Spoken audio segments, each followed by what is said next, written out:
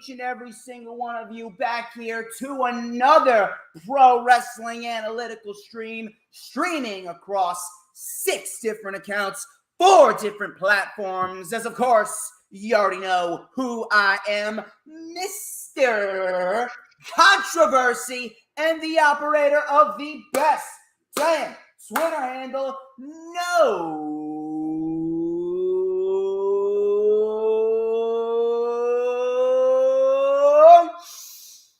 Oh my God, do you smell it?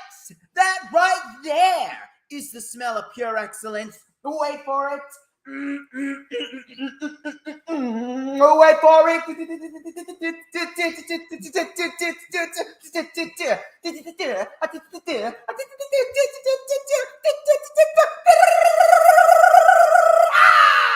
To mankind! And this is the official rewind for NXT Worlds Collide and AEW All Out 2022. Both of those events took place last night.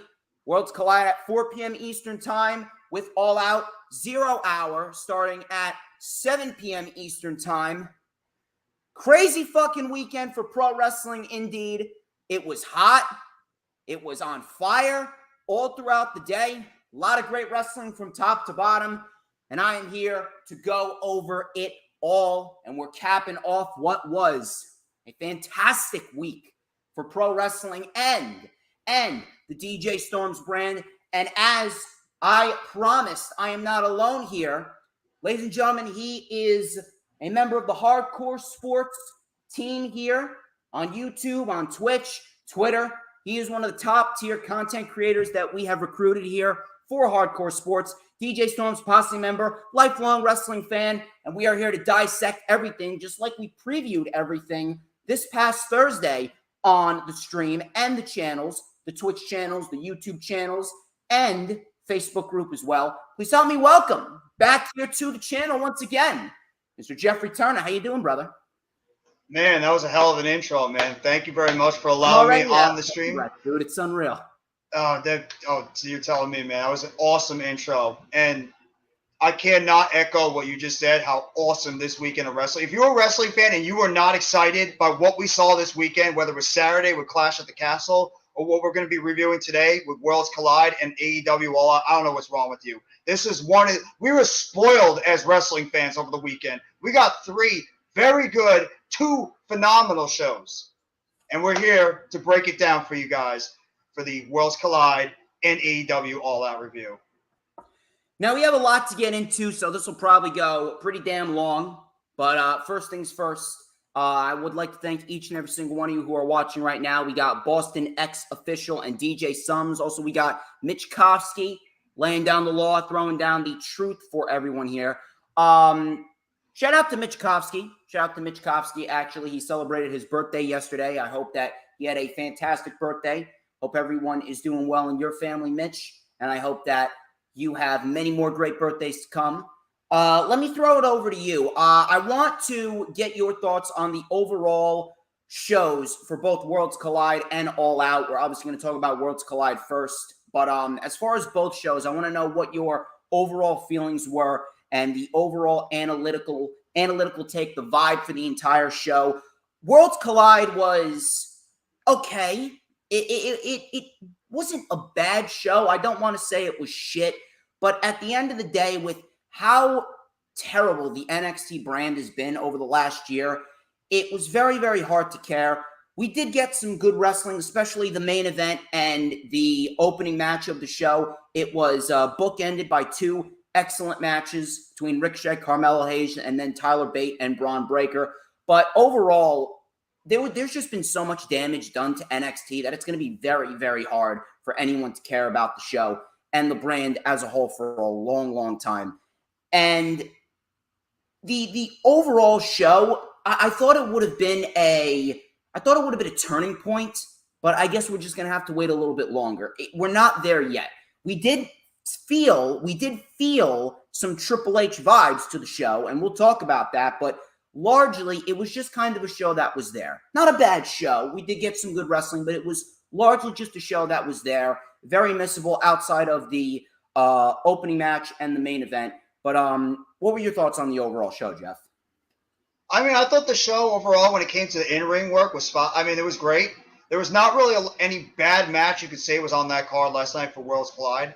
I mean, like you just said, the first match I thought stole the night.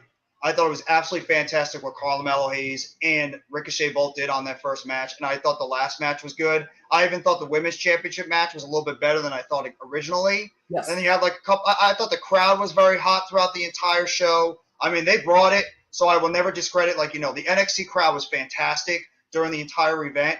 It just felt like you said, just something was missing. I don't know what it was, but just something was not completely connecting when it came to the overall feels you have from those previous NXT shows and the ones you're getting right now. I mean, I don't know what it is. Maybe the characters are just not connecting completely. Maybe just the build-up isn't as flawless as it was before. It's just something feels like during this entire NXT event it was missing. And I mean, I know you felt it the same way. While watching that show, I'm like, you know what? The in-ring stuff is good. The crowd sounds great. Everything sounds really solid, but just something does not feel right. And it just is making this show go from a good show to a great show. And that's the problem. It's just NXT has got to recapture some way that old magic that they had before. And I think Triple H is trying. He's doing everything he can to recapture that magic, but it's going to take a little bit of time before the old NXT, or at least, somewhat of what the old NXT used to be, is going to come to fruition.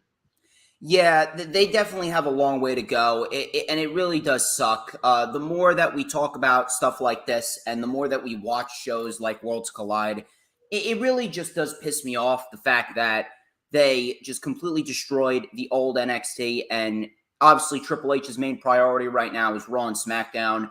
Those are the two shows that he's going to be focusing on, and clear as day, we have seen the obvious progression. We've seen the obvious improvement from Triple H on both Raw and SmackDown. It may not feel as obvious. We haven't seen any drastic changes, but the shows have been flowing a lot better. More and more people that we haven't seen get the opportunities are getting them, but NXT obviously is a different ballgame. NXT is a different animal, and we got a long way to go before NXT is back to where it really should be. I almost feel like we're never going to see NXT Black and Gold again, which sucks, but at the end of the day, I'm just hoping for something better than what we are getting right now, because this unicorn semen version of NXT absolutely fucking sucks. It sucks more so than a fucking porn star, and I'm looking to just nix it completely. But that was Worlds Collide overall. What about All Out overall? Now, for me, obviously there was a lot of matches on the show that definitely played into the overbearing negative aspect, but overall the show was very good. Overall, it flowed fairly okay, and for the most part, every outcome was correct. Everything came to fruition that we thought would have came to fruition, and we got the return of a huge name in the company that has not been seen throughout the entire summer since Double or Nothing, and that great promo on Dynamite.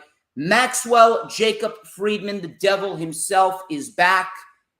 And he got a bigger ovation than CM Punk did, which is absolutely fucking insane to even think about. But this is a great move for AEW, and this right here is easily going to spark up the interest in AEW tenfold, really put the spotlight back on the company that it's desperately needed, especially with all the injuries and all of the downsides that took place. As soon as Double or Nothing was over, it's almost seemed like AEW has been cursed. Tony Khan's done a very good job working around it, but it really does seem like they have been cursed with so many injuries, and it's continuing, especially with Thunder Rosa being injured right now. But with MJF coming back and the overall very good show, a great night for AEW that we got. Obviously, we'll talk about the flaws, but with the overall great show that we got for AEW All Out, it's definitely going to play into the next few weeks, going to Grand Slam, going into Full Gear, and then the end of the year, where Tony Khan, I feel like, is really going to amp it up a lot and making MJF the face of AEW going forward. What were your thoughts on the overall show? I mean, you just talked about the big time point of the entire show. AEW needed that guy back. He needed the real face of this company back in there. And that, of course, was MJF, a.k.a. Maxwell Jacob Friedman.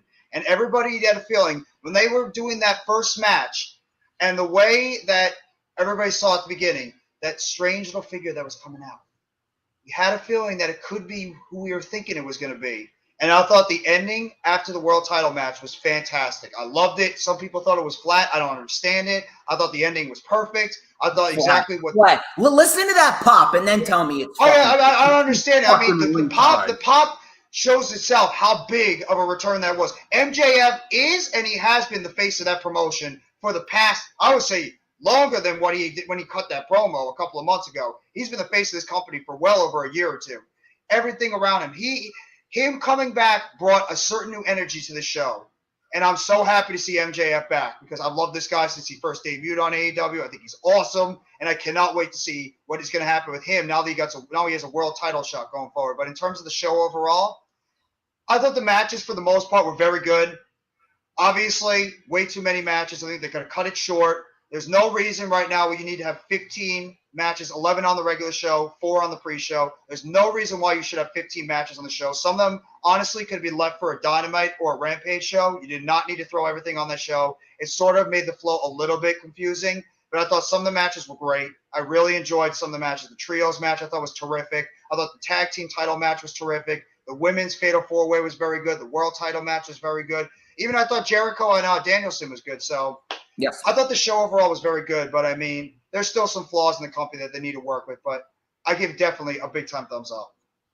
You saw how they booked Forbidden Door and Revolution. Those were their 2 best shows, and they had the perfect amount of matches on the show. 3 matches on the pre-show, and then 9 matches, less than 10 matches on the main show. That's how they need to do it. They need to do 3 matches on the pre-show, 3 matches on the pre-show that go about 10 minutes each, and then we can do the 9 matches on the regular show, and the show will flow just perfect. That's what they did for Revolution and Forbidden Door, and those were their 2 best shows all year. Forbidden Door may go down as the best show in all of pro wrestling all year. That's how good it was. But we'll talk about that.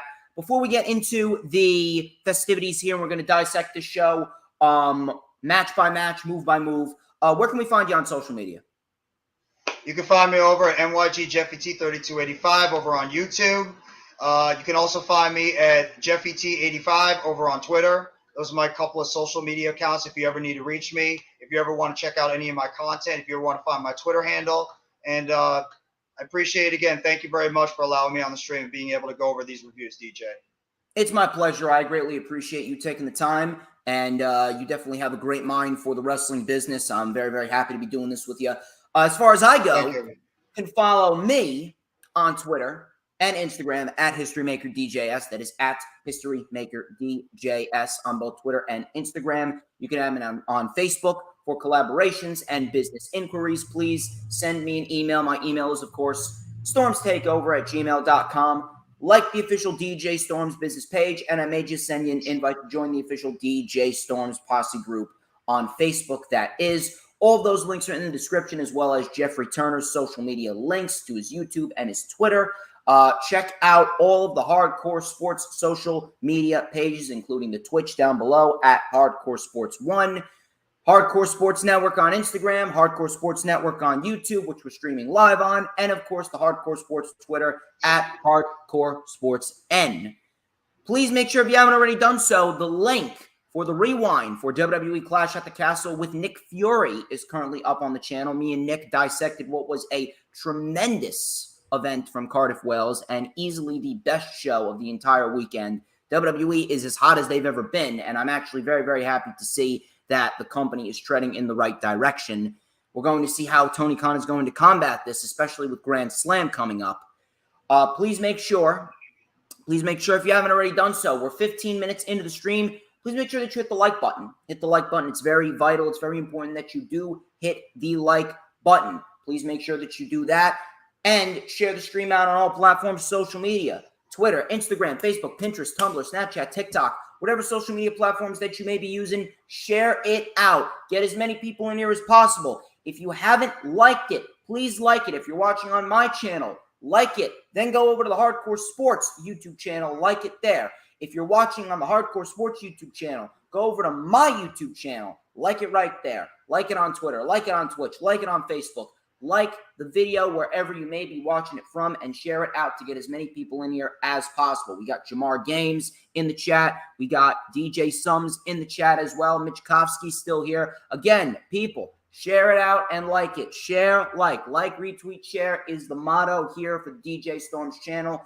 If you're watching on YouTube, please make sure that you hit the subscribe button and, of course, hit that notifications bell with a huge coup de grace. That way you will know whenever I pop up on YouTube. Because whenever I pop up on YouTube, baby, it is the best time to be on YouTube because it's the only time you're going to get to see this glorious sideburn chin strap combination and this beautiful mustache right here. I'm sure we'll see Earl Cole later on in the stream, but we're going to light it up right here, right now on the stream with a little and a dash of and a whole lot of because like Campbell's soup. Oh, I'm so good. You already know everybody wants a piece of the Stormsmeister. This should be of no surprise to anyone. Anyway, let us jump right into the festivities here on the Rewind. We're going to start with Worlds Collide. Worlds Collide kicked off with Ricochet versus Carmelo Hayes for the NXT North American Championship. And this was probably the match on the entire show that I was looking forward to the most on Worlds Collide, and these two did not disappoint. This match went 16 minutes, and this was a WrestleMania main event worthy match. If I've ever seen it, you could have easily put this match on Clash at the Castle. It would have fit like a fucking glove. This match was fucking great from start to finish, and these two, I'm telling you, if you want to talk about a fight forever type of feud, this is absolutely a feud that I can see going forward into the future in which these two are going to have a feud that stems for the rest of their careers. I see this as a future IC or US title match on a WrestleMania or a major stage at some point. That's how good this match was. So we had some beautiful back and forth by these two. Some flips, some counters, some arm drags, some chain wrestling. Ricochet was able to get the upper hand before Hayes took over. He tried to ground Ricochet. He tried to wear him down. We had a nice super kick for 2. Mello then dodged a handspring elbow and delivered a springboard clothesline off the middle rope for a 2 count. Ricochet and Hayes then double clotheslined each other. And then they got up. This was probably the craziest spot of the match right here.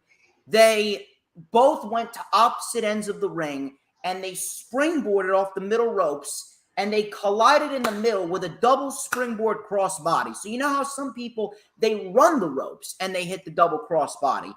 These guys springboarded off the ropes for the double crossbody. That was probably the craziest spot of the entire match and maybe of the entire night. So Ricochet then mounted a comeback. He tried for a detonation kick, but he missed. Super kick did not miss, though. Hayes then with a throat chop. Ricochet with the recoil. Carmelo Hayes sold the absolute shit out of this like he just got his fucking spine contorted. Williams then pulled Hayes out to save the match. Ricochet then with a wrecking ball dropkick to Williams. Carmelo Hayes then hit a tilt-a-whirl face buster. And then he hit an elevated cutter drop, which got a 2 count. Ricochet then with a superplex off the top. Both men bounced and they were down again.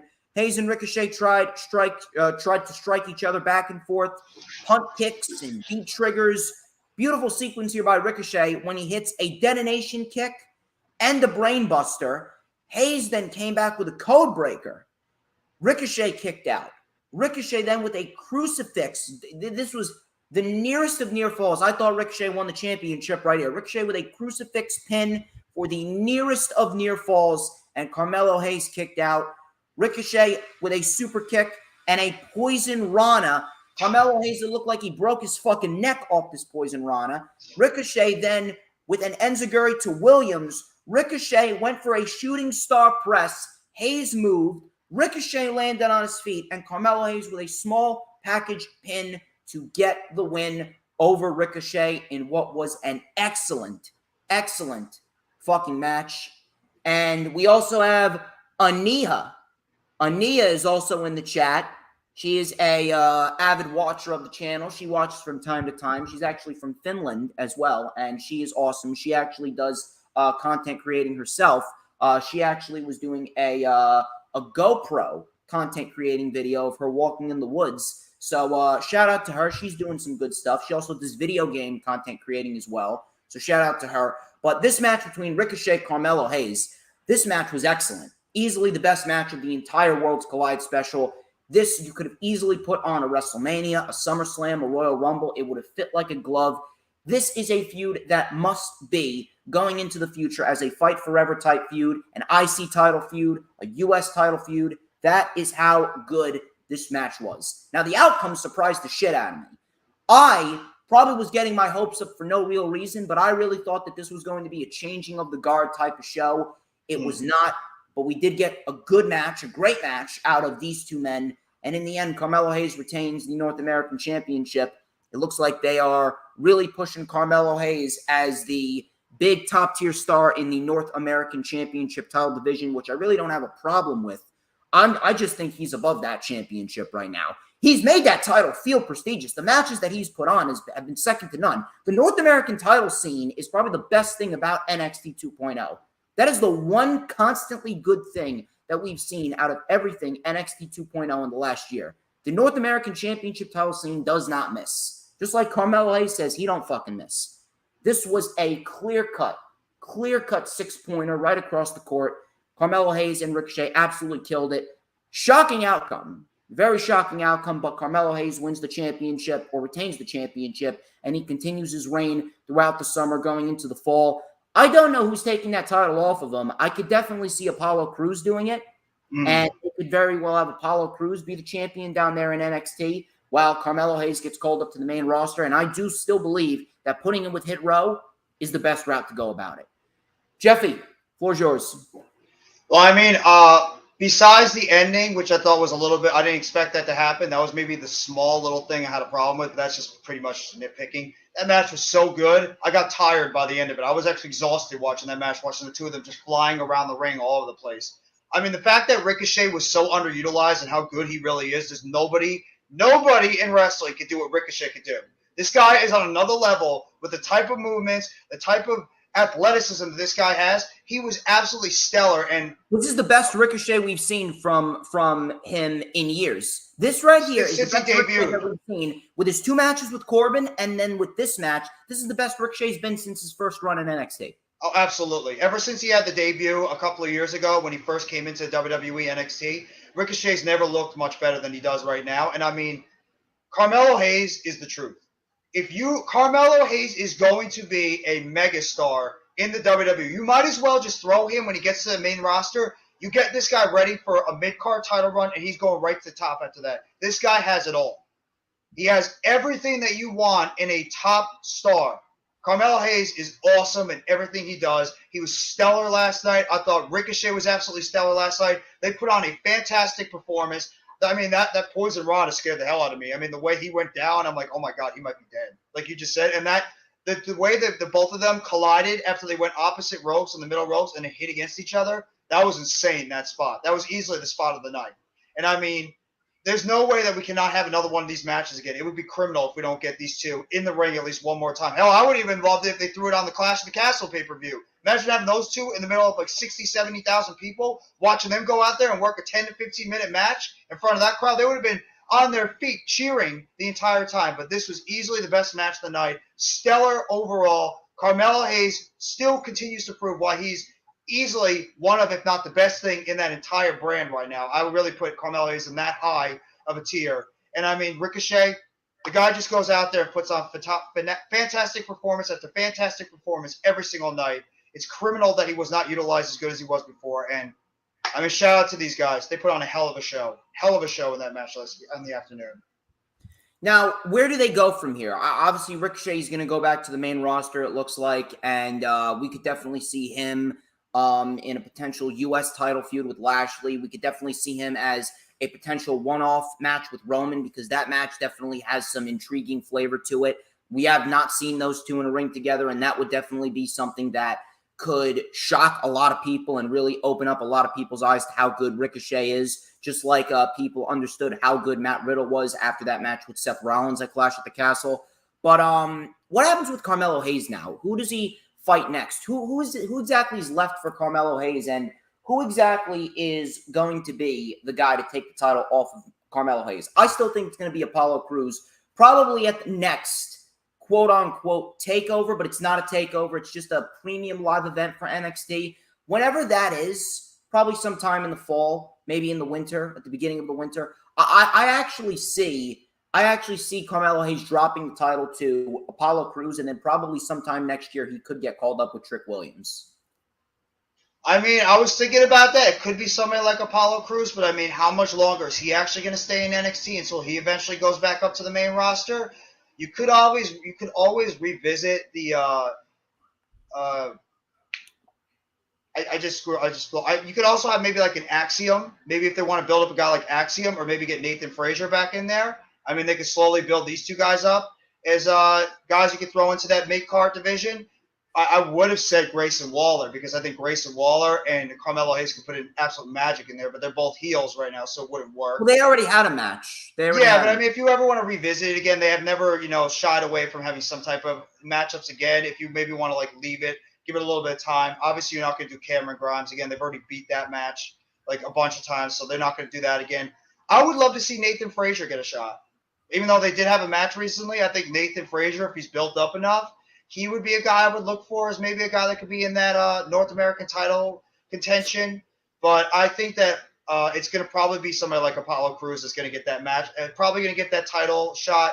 And then, like you said, I would not be surprised if he's the one that actually defeats Carmelo Hayes, elevate him to the main roster, and please give some help to Hit Row, because right now that group, they need a leader. So I think Carmelo Hayes and Trick Williams will bring some instant credibility to that group. So, yeah, I would probably say an Apollo Crews, but maybe a dark horse could be like an Axiom, or maybe even a Nathan Frazier that could be in contention for the North American title. Yeah, it's definitely something that they could go with. I'm actually interested in seeing what happens, mainly because of the fact that I'm a Carmelo Hayes guy. No matter what you have him do, I can't remember the last time he had a bad match. I don't think he's ever had a bad match. I think it's impossible. Anything with Carmelo Hayes, he's ultimately going to end up knocking it out of the park. He is what he says he is. He's a fucking A champion. No matter what he does, he fucking knocks it out of the park. And how old is he? 25? I think he's late 20s, early 30s. He's a little bit older, but I think he's in his late 20s maybe, but he looks like he's young as hell, and he's not even hit his prime yet, which is scary. He has not even hit his prime, and he's this good. That is the crazy part about it, and I actually cannot wait to see what he does going into the future. So from that, we go into Pretty Deadly. This is Kit Wilson and Elton Prince versus Gallus, Mark Coffey and Wolfgang, Diamond Mine, the Creed Brothers versus Josh Briggs and Brooks Jensen. This is a fatal four-way elimination match for the NXT and the NXT UK Tag Team Championships. This was a unification match, and I would say this was a great match. The in-ring action was very good. The crowd was hyped for this one. The crowd was hot for this one, as they were all night, so props to the crowd. This actually came as a little bit of a shock to me, because I did not believe that Diamond Mine were going to lose here. But they did an angle in the parking lot, the NXT parking lot, which is probably the most dangerous place in the world, the NXT parking lot. Roderick Strong was attacked, beaten to a bloody mess. He was taken away in an ambulance. We didn't know who the fuck it was. I figured that whoever it was going to reveal themselves in this match. Maybe I actually thought Roderick Strong was faking it all, and he was going to come out and cost the Creed Brothers in the end. That did not happen. So we get a big brawl right out of the gate. Briggs and Jensen were in early control. Brutus, Creed, and Wolfgang got into it. Fallon Henley then took out Lash Legend, and it broke down pretty quickly. So they were taken out of it very, very quickly. Pretty Deadly got the upper hand on Diamond Mine before Briggs. He launched Jensen in a Tope Con Hero over the top rope onto Diamond Mine. Briggs then jumped on Elton Prince from the apron with a diving clothesline or diving shoulder tackle. Wolfgang came in and he launched Mark Coffey over the top rope onto the pile. Wolfgang then hit a superplex to Brutus. Jensen came in, hit a Famouser, and Mark Coffey saved it. Gallus was not eliminated yet. We had Jensen getting taken out by Gallus when Mark Coffey tripped him up on the top rope, and Jensen got hit with a Enziguri powerbomb combination, and rightfully so. Briggs and Jensen were the first team to go because they are probably the least impactful team out of all the teams here. They have the least amount of upside, and they were taken out early, as you would expect. So after that, Gallus and Pretty Deadly got into it. Obviously, a throwback to when Pretty Deadly beat Gallus for the NXT UK Tag Team titles. We had a half Nelson slam by Mark Coffey on Elton Prince. That got a 2 count. We had a nice Enziguri by Mark Coffey. Brutus then tagged himself in, and he lit up Wolfgang. We had a big German suplex. The Creeds were in control. We had a Brutus bomb Doomsday device. I don't think I've ever seen a Doomsday device like this. No. Brutus with the cannonball, and we had Julius hitting the electric chair. So it was a Brutus bomb Doomsday device, and then the sliding lariat connects, and the Creed brothers take out Gallus, which I was severely disappointed by, because if there was one team that I would have picked as new champions, I would have picked Gallus. But then again, they're probably not willing to relocate to the United States.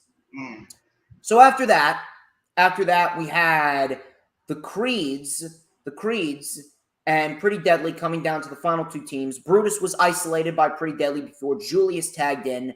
A big exploder suplex to Elton Prince, a spine buster to Wilson, Julius Creed. Then this was actually great, and this just goes to show you how good the Creed brothers really are. I don't think I've ever seen anything like this in a long time.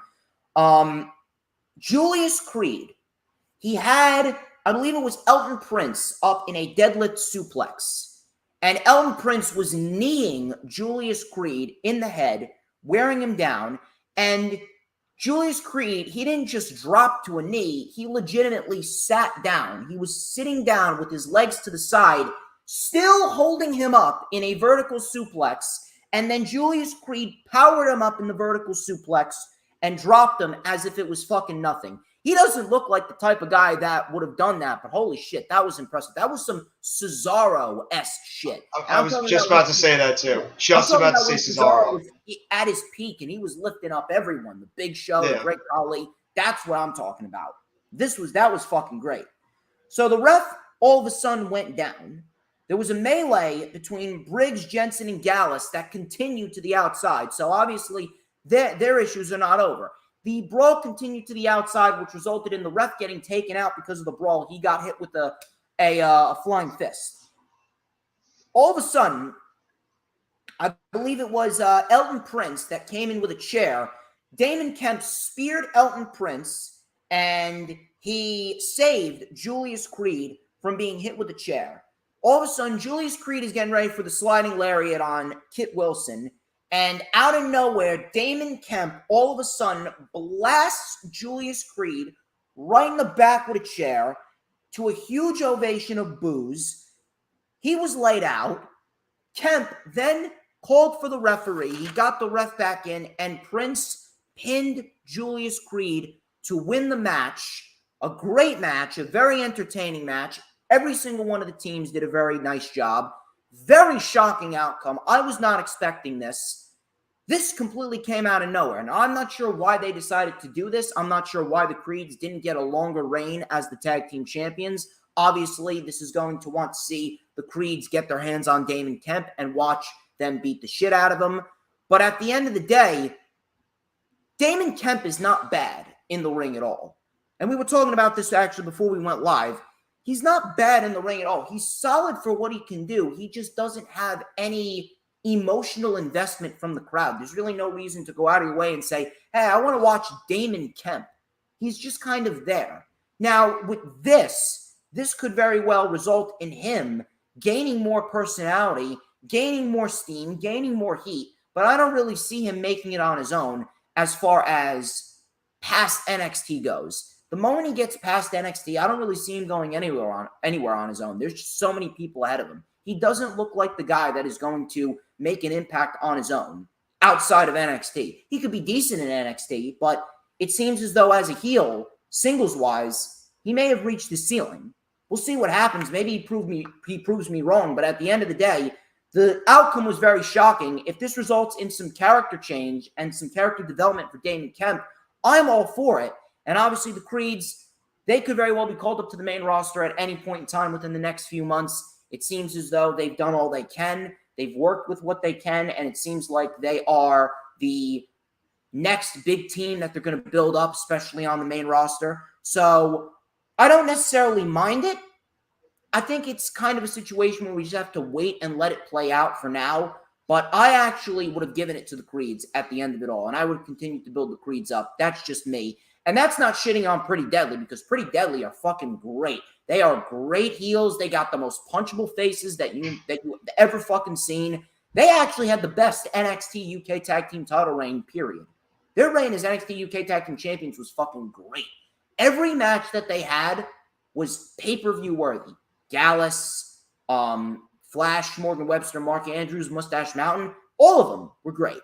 So I'm not shitting on Pretty Deadly. I just would have gone with the Creed brothers at the end of it, but that's just me.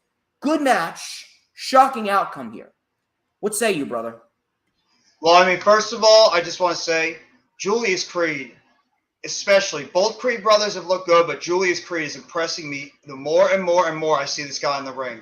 I did not think he was that strong when he was able to make that press. When he was able to lift up Prince in the air from a knee and then still getting him up, I'm like, oh my God, the WWE might have their next Cesaro right here on their hands. Julius Creed, I think if this kid, if he does eventually split away from his brother, I think Julius Creed could be one of the next big breakout stars on this show going forward. In terms of the matchup overall, I thought that the matchup was very fun. I thought Gallus looked really impressive in some of the moves they did. Jensen and Brooks, I'll give them the credit where credit is due. They came off very well. I love Pretty Deadly. Like you said, punchable faces. I still don't 100% understand the alliance with Lash Legend, or should I say Trash Legend, because I do not like her at all. God, she's fucking she's horrible. I think she's horrible. Dude. I was actually hoping Fallon Henley would like knot her face up a little bit more, because I just don't like her. But I mean, I was actually surprised by the angle at the end. That I did not expect. And I mean, Damon Kemp has just felt like a guy this entire time, part of the Diamond Mine. He's just like there, like a guy that's training. Roddy Strong brings him in. The guys bring him in. He's just around. So, I mean, I'm hoping now with this angle that they pulled off in the end that it's going to start bringing some more character development to himself as well, because he's going to need it.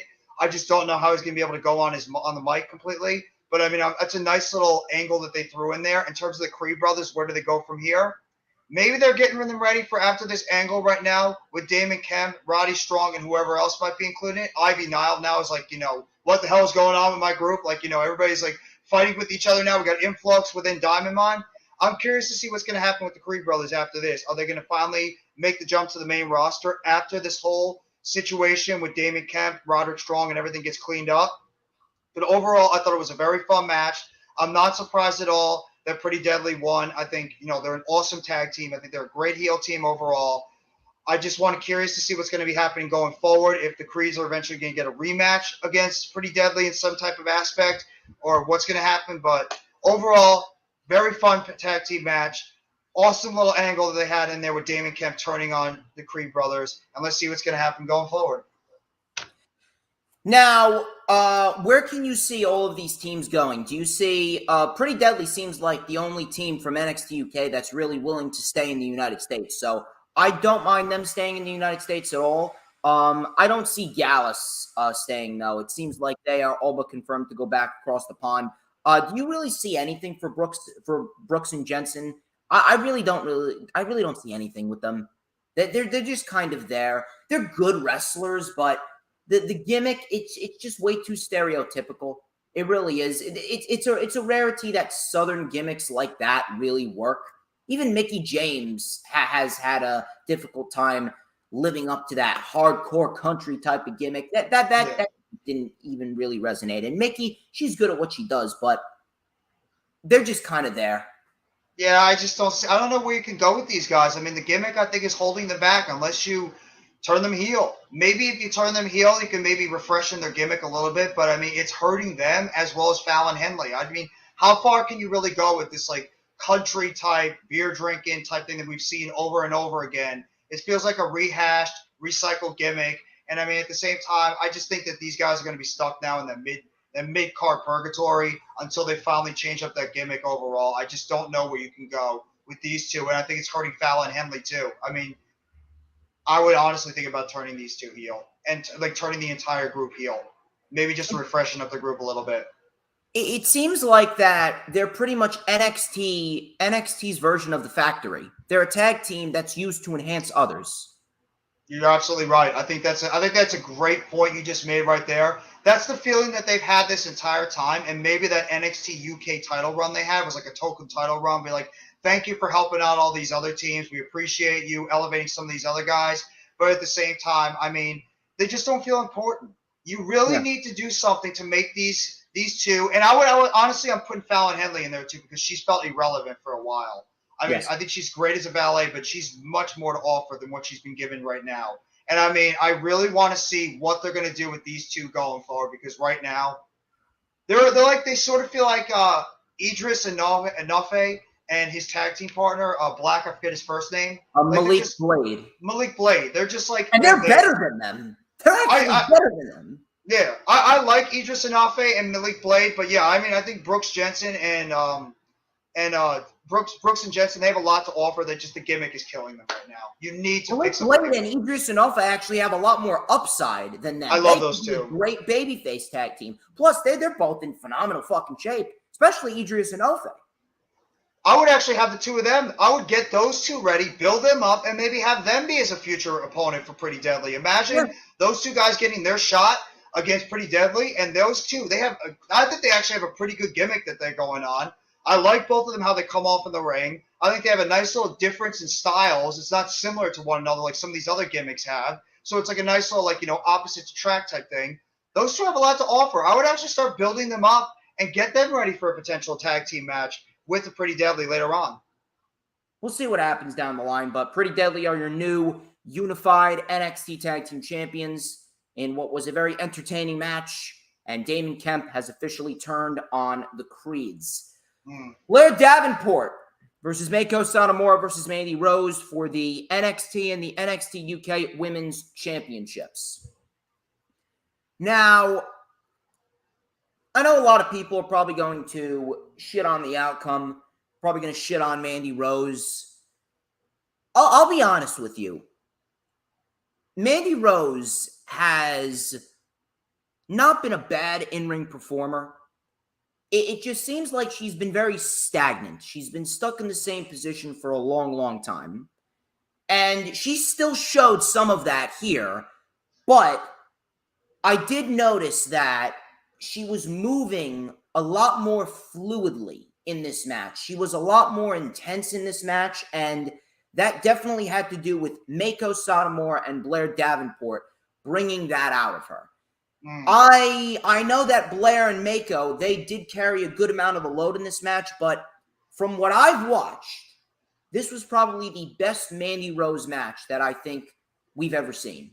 Mandy Rose in this match was actually very, very, very solid. And this match was actually a lot better than a lot of people expected it to be. This match, I would actually say, was better than what Liv Morgan and Shayna Baszler did. Maybe you can even put it over the 6-woman tag team match that we saw at Clash at the Castle. We had a lot of great spots in this match. Everyone worked very well together. They gelled well together. It flowed fluidly. This was probably the best Mandy Rose performance that we've ever seen. And then Blair Davenport and Meiko, we all know how good they are. So, in the match here, we had Blair and Mandy, obviously the two heels, working to take out Meiko. We had a double suplex, and the alliance ended pretty quickly because Mandy betrayed Blair. Mandy then, with a cartwheel dropkick to Meiko Satomura, which was very nice looking. Blair then body slammed Meiko on the floor. Her and Mandy got into it on the floor. Blair and Mandy got into it. We had a fall-away slam by Mandy. Satomura then came in with some stiff kicks to Blair Davenport. Davenport then with a double stomp to Mandy's back on the floor. So Mandy, she was getting in there. She was taking some bumps. So props to Mandy Rose there. Mandy then came in and she got into it with Meiko. We had a clothesline by Mandy. Meiko got up. She lit up Mandy with some stiff kicks. Mandy hit a nice spine buster before Blair saved it. Mandy Rose hit a superplex off the top, and Mako Satomura came out of the skies with a frog splash on Blair. Mandy Rose was able to save it. All three women got into it. We had a double cartwheel axe kick by Mako to Rose and Blair Davenport. Mandy then got hit with a Death Valley driver right on the fucking money. Out of nowhere, as Mako was pinning Mandy Rose, Blair Davenport came off the top with a double stomp. Mako was down and out. Blair wanted to put the finishing touch on this match. She hit the B trigger, and then Mako kicked out. We had a drop kick to Mako, and then Mako hit the Scorpio Rising on Blair as Blair was pinning Mandy Rose.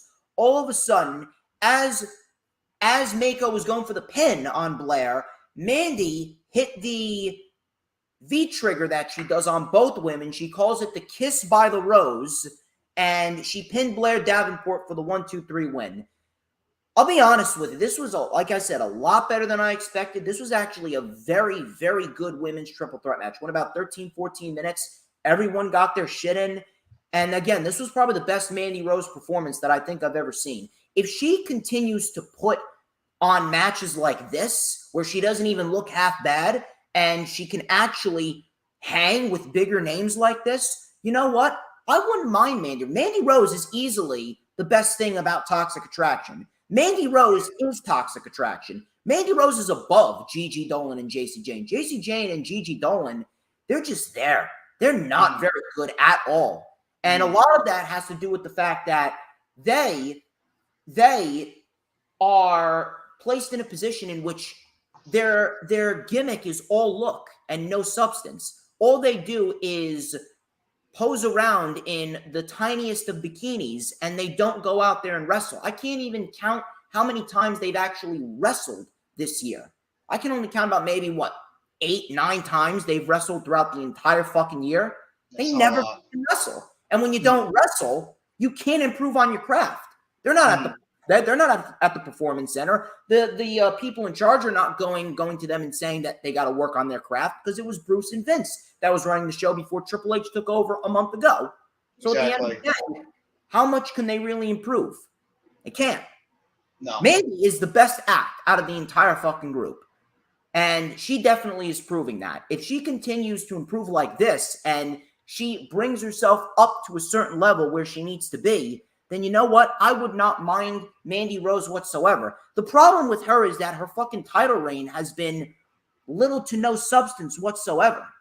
The best matches of her title reign were this match and the Fatal 4-Way match at Stand and Deliver. Other than that, her title reign has been very, very flat. No match has gone over 10 minutes. And the one match, the matches that do go over 10 minutes, they're usually fucking terrible. That match with Wendy Chu at TakeOver in Your House or NXT in Your House back in June, that was fucking terrible. That was fucking terrible.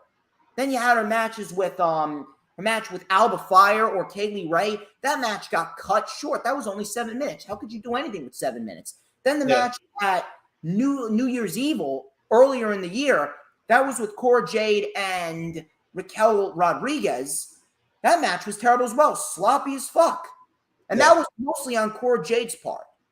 But Mandy Rose, if she continues to put on matches like this, she will absolutely have a decent future on the main roster. So I have no problem with what happened. I mean, I kind of do, but I kind of don't. I kind of do because at the end of the day, Mandy was the only logical winner because neither Mako nor Blair are moving to the United States. But I'm kind of not mad about it because at the end of the day, Mandy actually shown that she could hang with the big women. So I'm mad at it, but I'm not mad at it at the same time. The match itself was fine. Let me hear it. I mean, I've always been a fan of Mandy Rose because she has that character in her where she's like, I'm good looking. I know all you guys want me. Like, she has that type of character that will get over if you book her properly, and she has to show progression in her in-ring ability. I think Mandy Rose has actually done a very solid job over this time getting better in the ring and when she's actually gotten the opportunity because she's had this potential. She just needed that gimmick to truly put her over compared to what she had on the main roster. I think when she first came out, It was a solid gimmick when she first debuted on the main roster a while ago, but they never actually ran with it. No. This gimmick that she's had with Toxic Attraction, Mandy Rose has actually been able to live the embodiment of what pretty much she's living out what she really is as like, a real life character on screen and actually what she's like off screen. I've loved everything that Mandy Rose has done. I'm actually been a big Mandy Rose fan, and I thought she did a fantastic job during the special. I'll give her the props that she deserves. Meiko Satomura, I'm going to say this first. I love the promo package they gave of Meiko Satomura and her entire journey from everywhere she wrestled, including where she was in WCW about 20, 30 years ago. Like, entire promo package of just how good this woman has been over her 20, 30, 40-year career. And I love seeing that. I mean, we all know how good Meiko Satomura is. I actually was surprised by the finish because I really believed that they were going to give it to Blair Davenport. I thought this was going to be Blair Davenport's moment to be like, this is our time to like crown her as the champion, put her over as the next face of this NXT women's division. I was a little bit surprised they were going to give it to Mandy Rose, but I guess they really believe that Mandy Rose now is the face of this division, and they really just want to give credit where credit is due by giving her this big-time victory over the likes of a Meiko Satomura and a Blair Davenport. So I don't know where it's going to be going forward after this, but I thought the match overall was very fun. I thought Meiko looked great. I thought Blair looked great overall. Mandy actually surprised me with how good her in-ring work was overall. And I just love this heel run that Mandy Rose is on right now. And, I'm curious to see how much longer she's going to be holding that title, but I'm not complaining. She still has a long way to go. That's definitely what I will say. Again, the main problem is how she's booked, how her matches are booked, who she's in the ring with. And I'm not sure if you noticed this, dude. Listen, this was easily the best Mandy Rose match that we've seen, but I don't know if you've seen it, but Mandy Rose, she works way too slow. She's almost like a Jade Cargill. It's like she does a move, she does a quick move, and then she just stops. And then she does a quick move, then she stops. She second guesses herself. She second-guesses herself. She needs to find a nice, steady, medium ground where she can operate at a quicker pace, and she knows what she's doing. She needs to work on that. She needs to work on her timing and speed. She just wrestles way too slow, way too methodical. I don't really want to see a female Randy Orton. No. And I think you just said it right there. I think the problem with her, much like a Jade Cargill, they look like they're questioning themselves when it comes to executing a move. Like they're second-guessing themselves, like they're doing it right, if they have the proper execution. You have to be, as a wrestler, though, you have to be confident in what you're doing. You cannot second-guess yourself. You have to go with it, because if you do that, if you slow it down a little bit too much, that's where injuries might happen. So I think Mandy Rose has got to try to clean that up. She's got to be full-fledged into the move or the moves that she's trying to execute when it comes to that. She can't just do it slowly because it comes off way too robotic in her movements. So I agree with you 100% when it comes to that. She needs to be more fluid when it comes to it, not be so slow-paced like a Randy Orton does, like a Jade Cargill does. So that was that. Good match. Mandy Rose wins both championships. We then go into the NXT Women's Tag Team Championship match. This is Katana Chance and Kaden Carter versus Nikki Trash and Doudrop for the NXT Women's Tag Team Championships. This was easily the worst match of the entire night. I barely even paid attention to this. I was actually eating dinner. Dude, I was actually eating dinner during this time. I was eating fucking pasta and sushi. I didn't give a shit. Really, I did not give a shit. I legitimately stepped away for the majority of this match. Speeding up here, Kaden Carter and Katana Chance, or Casey Catanzaro, they were using their typical offense. And here's the thing. I'm a Casey Catanzaro guy. I'm a Kaden Carter guy. Nikki and Doudrop, Piper Niven was great in NXT UK, but with how poorly these women have been booked and how much no one gives a shit about the NXT Women's Tag Team Championship, no one really was inclined to pay attention to this match, and the ending was fucking terrible here. So, speeding it up here, we had a Samoan drop neckbreaker combination by Nikki and Doudrop. Casey or Katana saved it. All of a sudden, Toxic Attraction came out, their music hit, and Doudrop was looking at the ramp like a fucking dumb bitch. All of a sudden, Nikki jumped over the top. She was taking it to both members of Toxic Attraction. I don't know why they're still hanging around. And then all of a sudden, we had the neck breaker 450 combination, and Katana and Kaden retain. Easily the worst match of the entire show. Maybe even the worst match of the entire fucking weekend. I may even go that far. Maybe the worst match of the entire fucking weekend. And that's just because no one gives a shit about it. The women's division down there is poorly booked. No one gives a shit about the NXT Women's Tag Team Championships. I barely paid attention to it. This was a pretty much a waste of time. You could have easily done something like, if you wanted to call down someone from Raw or someone from SmackDown, we had Ricochet go fight Carmelo Hayes.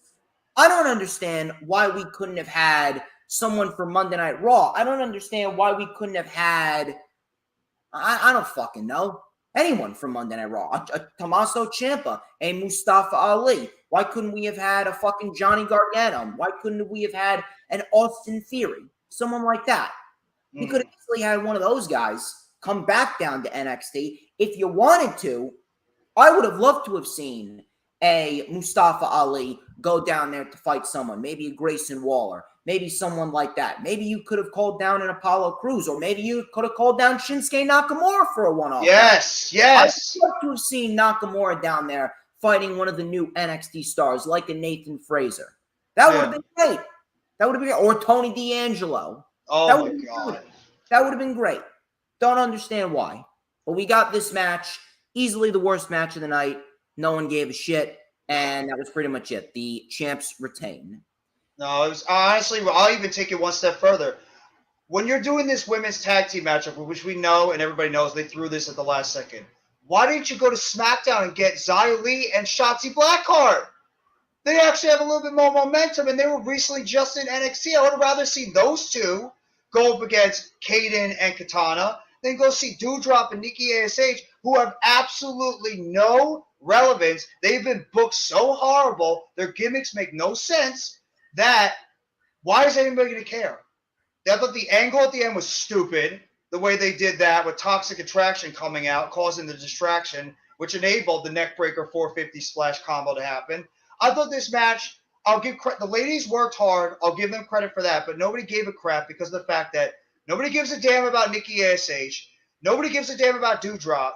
And I hate to say it, but Katana Chance and Kaden Carter, they're so talented, but there's nothing in that women's tag team division to work with. Who do you have right now? Yulisa Leon and Valentina Feroz, who is green as grass right now, even though they've shown something, but they've been booked absolutely like garbage. They've not been built up properly. Tatum Paxley and Ivy Nile. I mean, they're a solid tag team, but really nobody knows about them that much because they haven't had enough TV time. I feel terrible for the NXT Women's Tag Team Champions because they really have no division right now to build around. And you had something if you actually kept Cora Jade and Roxanne Perez around a little bit longer, but you decided to break them up too soon with that stupid angle that happened way too quick. So, I mean, I just thought that they missed the boat when it came to this whole matchup. They pick, arguably, unless you pick Dana Brooke and Tamina, I mean, that could have been the only worst decision you could have made. I don't understand the thinking of bringing down two people that were ice cold as Doudrop and Nikki ASH to go up against your NXT Women's Tag Team Championships. I thought it was just a waste of time. I mean, there's really nothing more to say as far as that goes. No, really. It's garbage. It felt like a Bruce Pritchard produced match. It did. It did. Bruce Pritchard just went over there. He's like, you know what?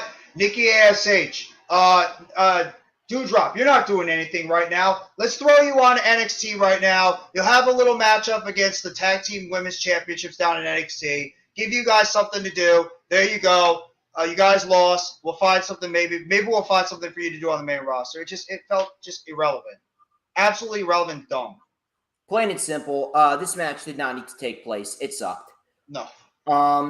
Main event. They blew by this show pretty quickly. This was over by 6:10. Tyler Bate and Braun Breaker. This was for the NXT and the NXT UK Tag Team Championships. This was a great match right here. Easily, beyond the shadow of a doubt, Braun Breaker's best match in WWE to date. Yes. And that just goes to show you how good Tyler Bate is. Even at his age, Tyler Bate is just that fucking good. And what, 24? 25. That's scary how good he is. I mean, he's a prodigy, another prodigy.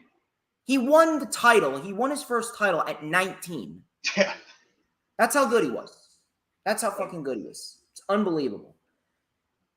Bate was clearly out wrestling Braun Breaker early.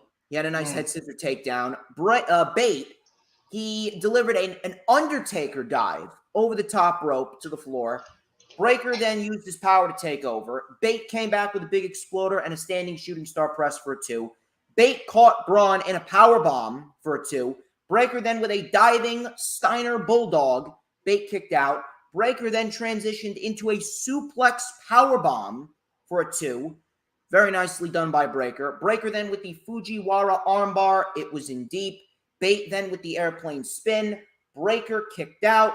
We had a rebound lariat. Breaker still kicked out. All of a sudden, we had the military press slam by Breaker, but Bate got his foot on the rope. All of a sudden, we had a bop and a bang by Bate.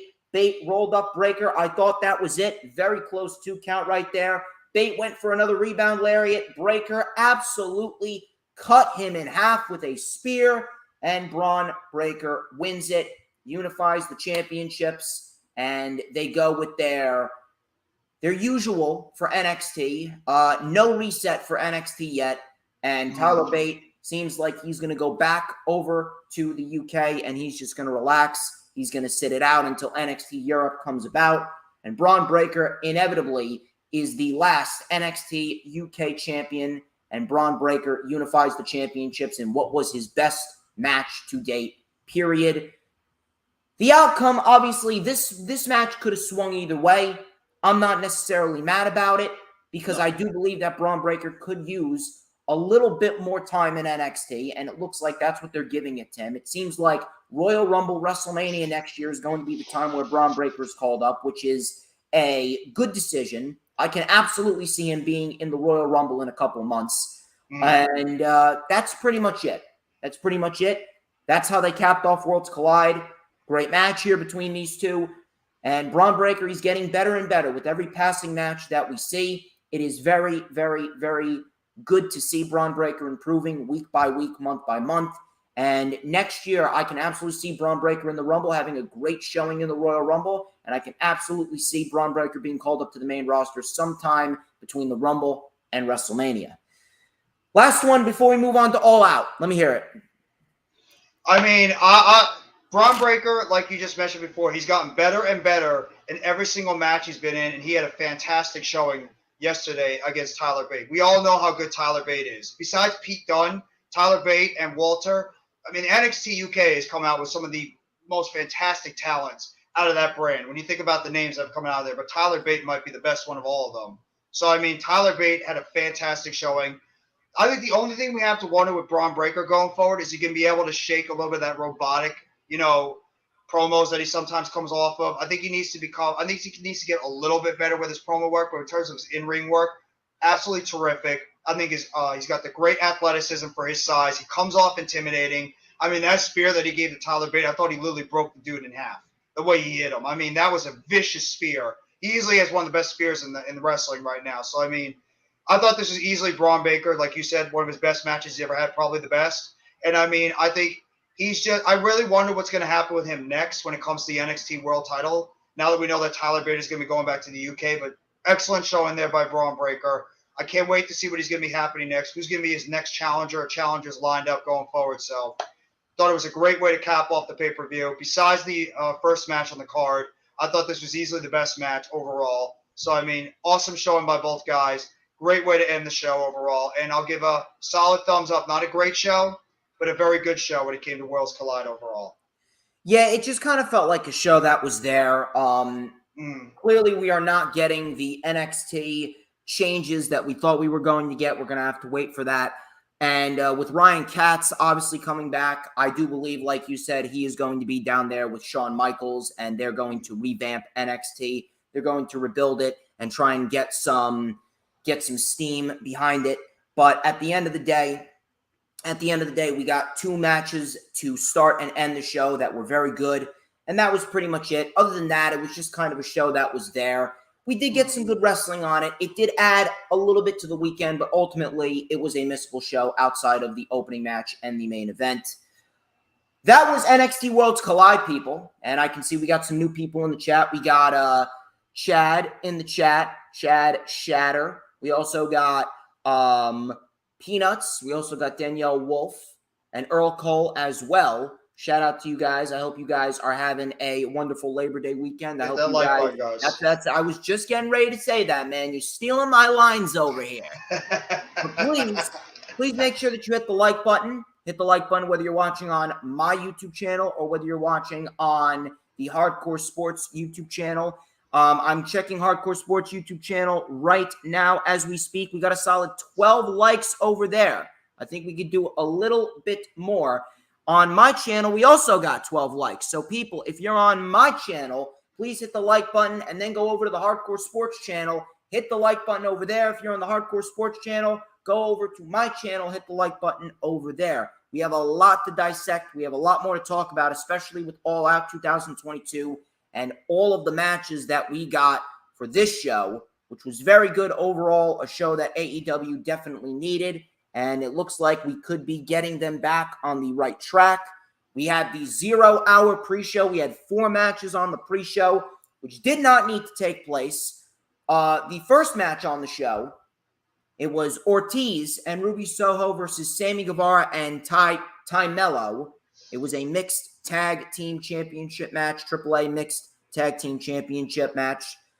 Decent little sprint of a match. Went about 6 minutes. Didn't really do much, but it was all right. It was all right. Ty and Sammy actually wrestled in their street clothes because when they were being interviewed before the match, Ortiz and Ruby Soho drove a golf cart after them. So Sammy Guevara, he has an irrational fear of golf carts now.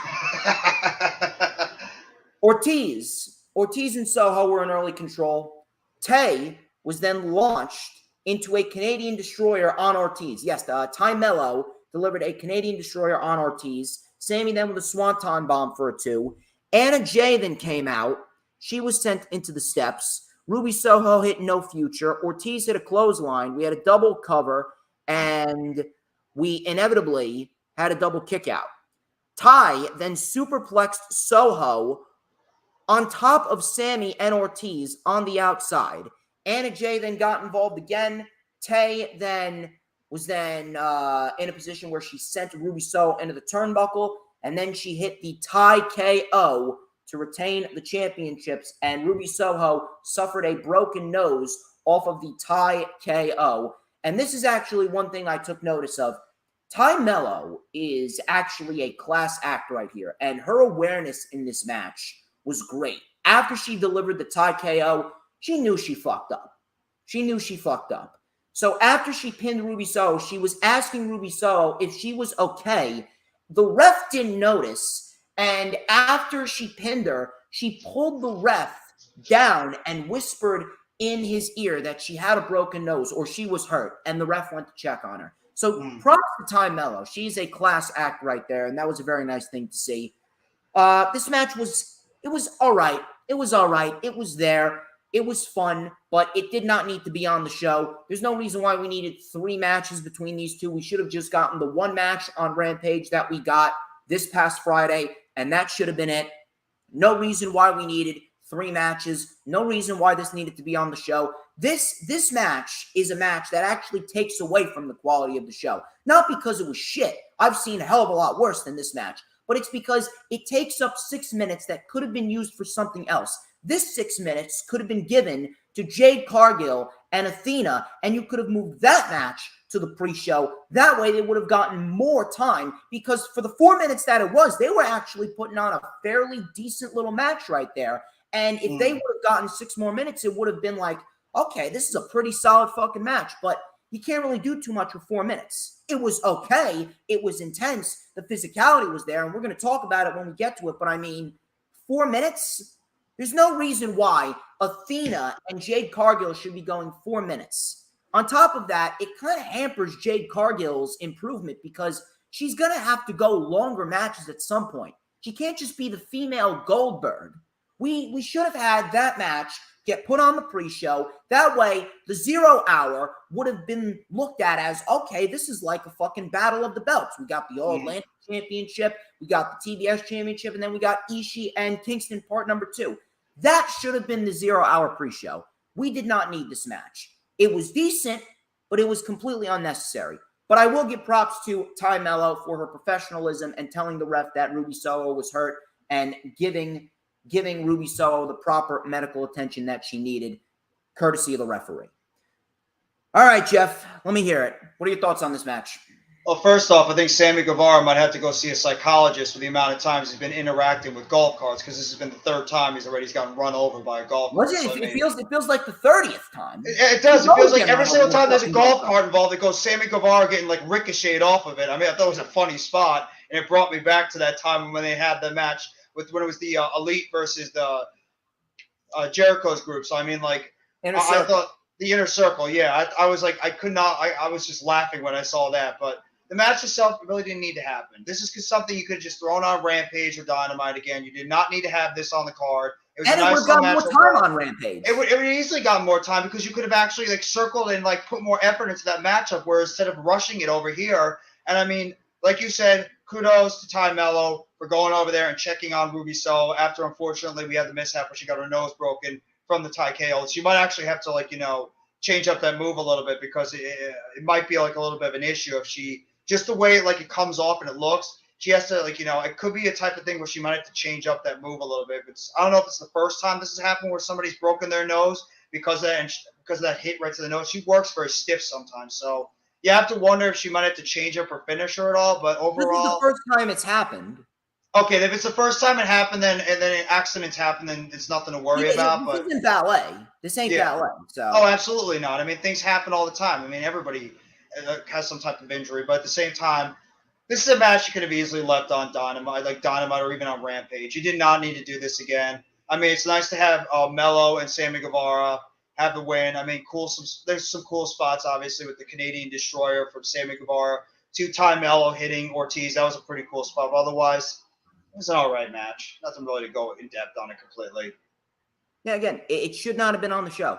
This should have been saved for Rampage, and Jade and Athena should have been moved to the pre-show. So that way we would have reduced the amount of matches from 15 to 13. That way the show would have flowed better, and they would have got more time with Athena and Jade Cargill. And I want to say with Danielle's comment real quick, her last comment, what the hell is the point of it? I know Anna Jay and Tay Mello are friends. She feels so awkward with this whole matchup. I don't understand her being involved with this. She's just there. I have no problem with her being in the JAS, but she needs to be more than just the valet. Exactly. I agree. She put on a decent match with Ruby Soho not that long ago. So if she could do that, I'd actually like to see her get built up. Maybe fight Toni Storm, see what she can do with a great women's wrestler like Toni Storm. Yeah, she can't just be a valet. No, it's not going to work if she's just going to sit there as a valet. She's got to do a little bit more. It's establish herself as a reason why she's part of this group going forward. So that was that. That kicked off the 0 hour. Really unnecessary match. Another unnecessary match right here was Hook versus Cool Hand Angelo Parker. It only went 3 minutes. Parker tried to wear down Hook. Hook obviously took over control, and he just beat the shit out of Angelo Parker. Hook with some judo throws, a big exploder suplex, some stiff punches, and then the red rum. And Angelo Parker taps out. Hook retains the FTW championship. Matt Menard then attacked, and all of a sudden, Action Bronson, who sings Hook's theme song, he came out to help Hook, and him and Hook stood tall at the end. So that was pretty much that. Don't really understand why that needed to happen. Don't really understand why we needed to see Hook on the pre-show. Listen, Hook is as over as fuck in Chicago. Everyone loves Hook. It was great to see him get a pop, and it's great to see Hook on the rise that he's on. And it's great to see him with the FTW Championship. Hook with the FTW Championship is a great move. But at the end of the day, we don't need this. If you wanted to do this, again, this is something that you do on a Rampage. This is something that you could put on Rampage as a bridge match before we get to a major match in the main event. No reason why this match needed to happen. And just like the first match, a match like this brings the show down by taking time away from other matches that should be getting the time. That's what I don't understand. I love AEW. I love Hook. 2.0 is great. 2.0 is fantastic. But this match should not have been on the show. All this was a win for Hook. He went 13-0. Hook retains the FTW championship. He is holding that championship for a good while. And that was pretty much it. Let me hear To it. me, Jeff. honestly, I thought this. I'll even take it a step further. I think this match you could have thrown on Dark or Elevation. I mean, no disrespect to Hook, but I mean, Yeah. I'm not really a 2.0 fan. I don't understand like the fanfare, and I don't love these guys as much. I think they're just there. I mean, their big gimmick was when they were back in NXT as Ever Rise. They were pretty much like the mocking of the Young Bucks, so I don't really understand them as much. I don't love 2.0. This is a match you could have easily just thrown on Dark, thrown on Elevation, let Hook go over there, get a convincing win, build up more of his stock. Obviously, he gets to keep that FTW championship. There was no absolute reason why this match should have been thrown on the pre-show. This was not a pre-show worthy match. This is something you could put on the developmental. You get Hook more, get him another win. This is just something that Tony Khan said. You know what, Hook? This is just like, us saying thank you for all the work you're doing. We're going to throw you on the card, even if it's a pre-show, get you a little bit of work, 3 minutes, get a dominant victory. There you go. I don't understand this. This had no business being on the pre-show. It's nothing else to say. You could have given the 3 minutes that this match was, plus the extra 3 minutes that the segment afterwards took place. This was 6 minutes overall. You could have given this extra 6 minutes to Hobbs and Starks, and that match would have gone at least 11, 12 minutes. Absolutely. And then you could have given the other 6 minutes for Ortiz, Soho, Sammy, and Tay to Jade Cargill and Athena, and the show would have flowed a lot better. The TBS title match should have been on the pre-show. That match should have been in the middle of the show. And then the match that we're going to talk about next should have kicked off the pre-show.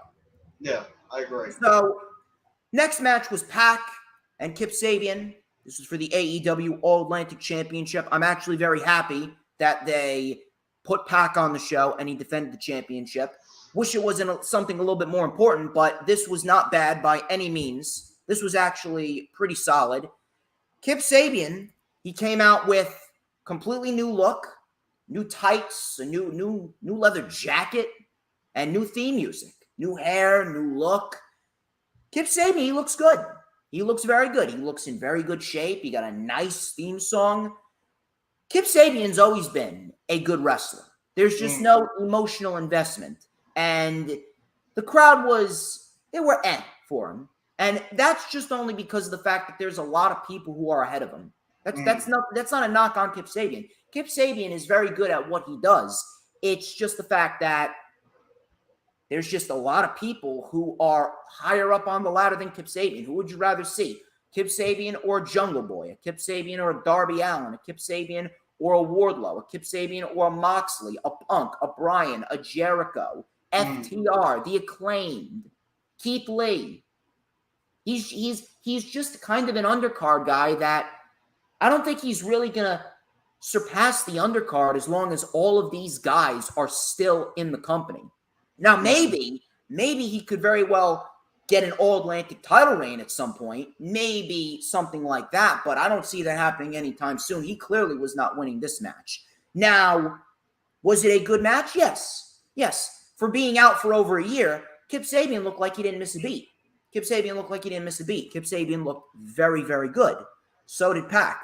And this was a solid match. And this went the perfect amount of time. They were given just the right amount of time to put on a solid match. This went about 12 and a half minutes.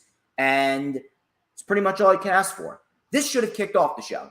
This should have been the match to kick off the show. And then we should have gotten Athena and Jade in the middle of the 0 hour. And then Tomohiro Ishii and Eddie Kingston should have been the main event like it was. So with this match, this was easily the second best match on 0 hour's card.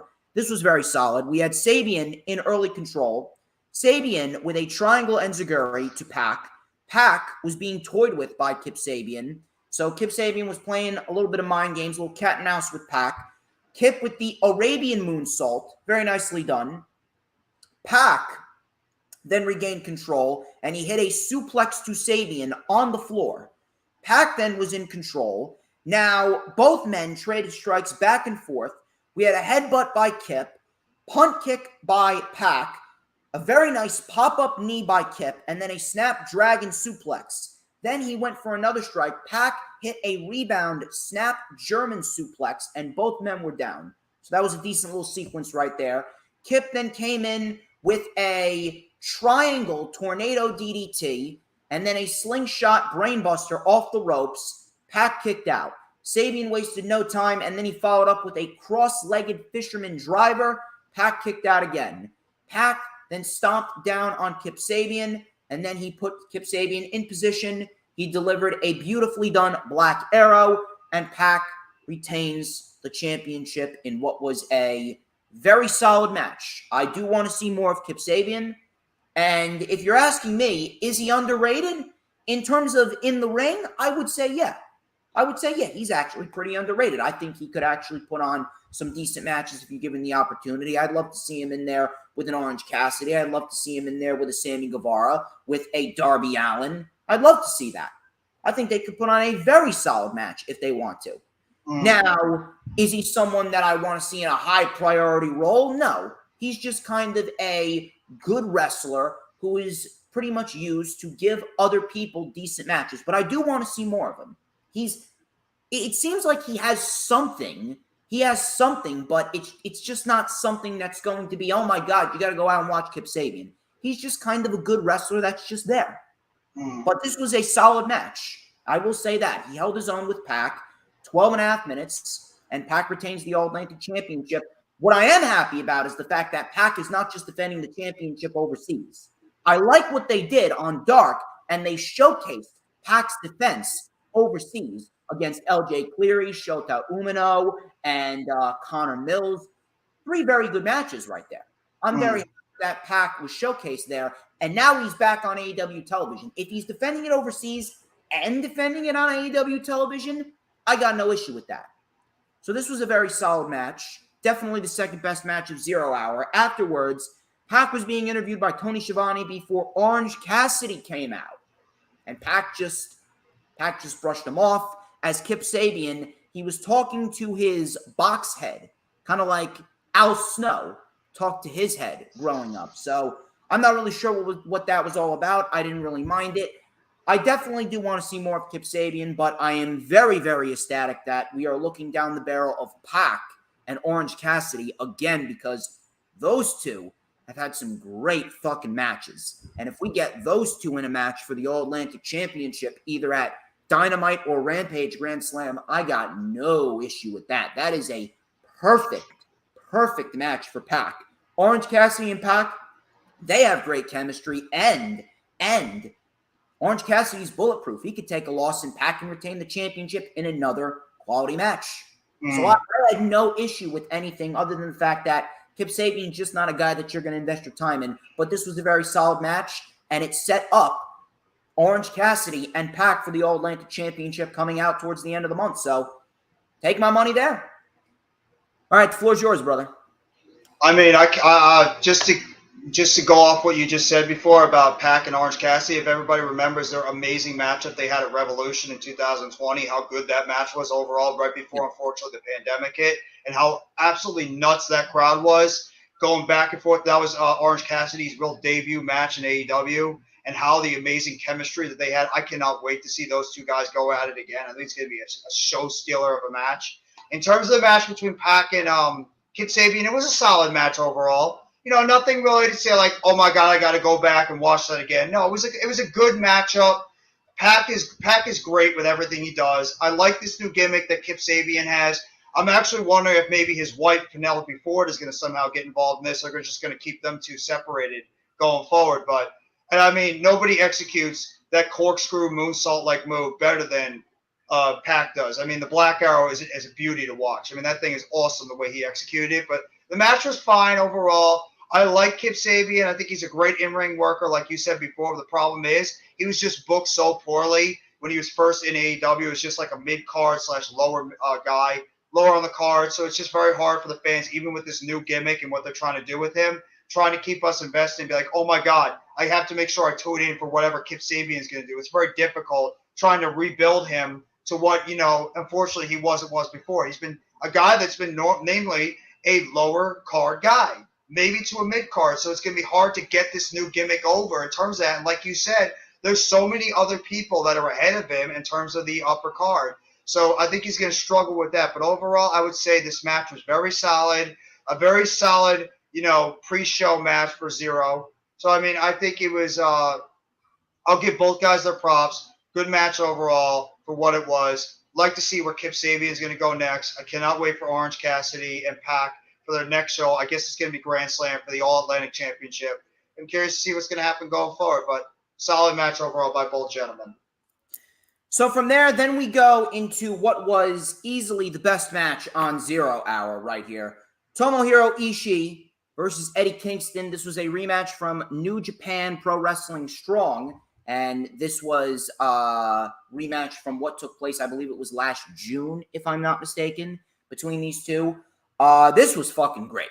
This was fucking great from start to finish. It went about 13 and a half, 14 minutes. They got just the right amount of time, and now these two beat the shit out of each other.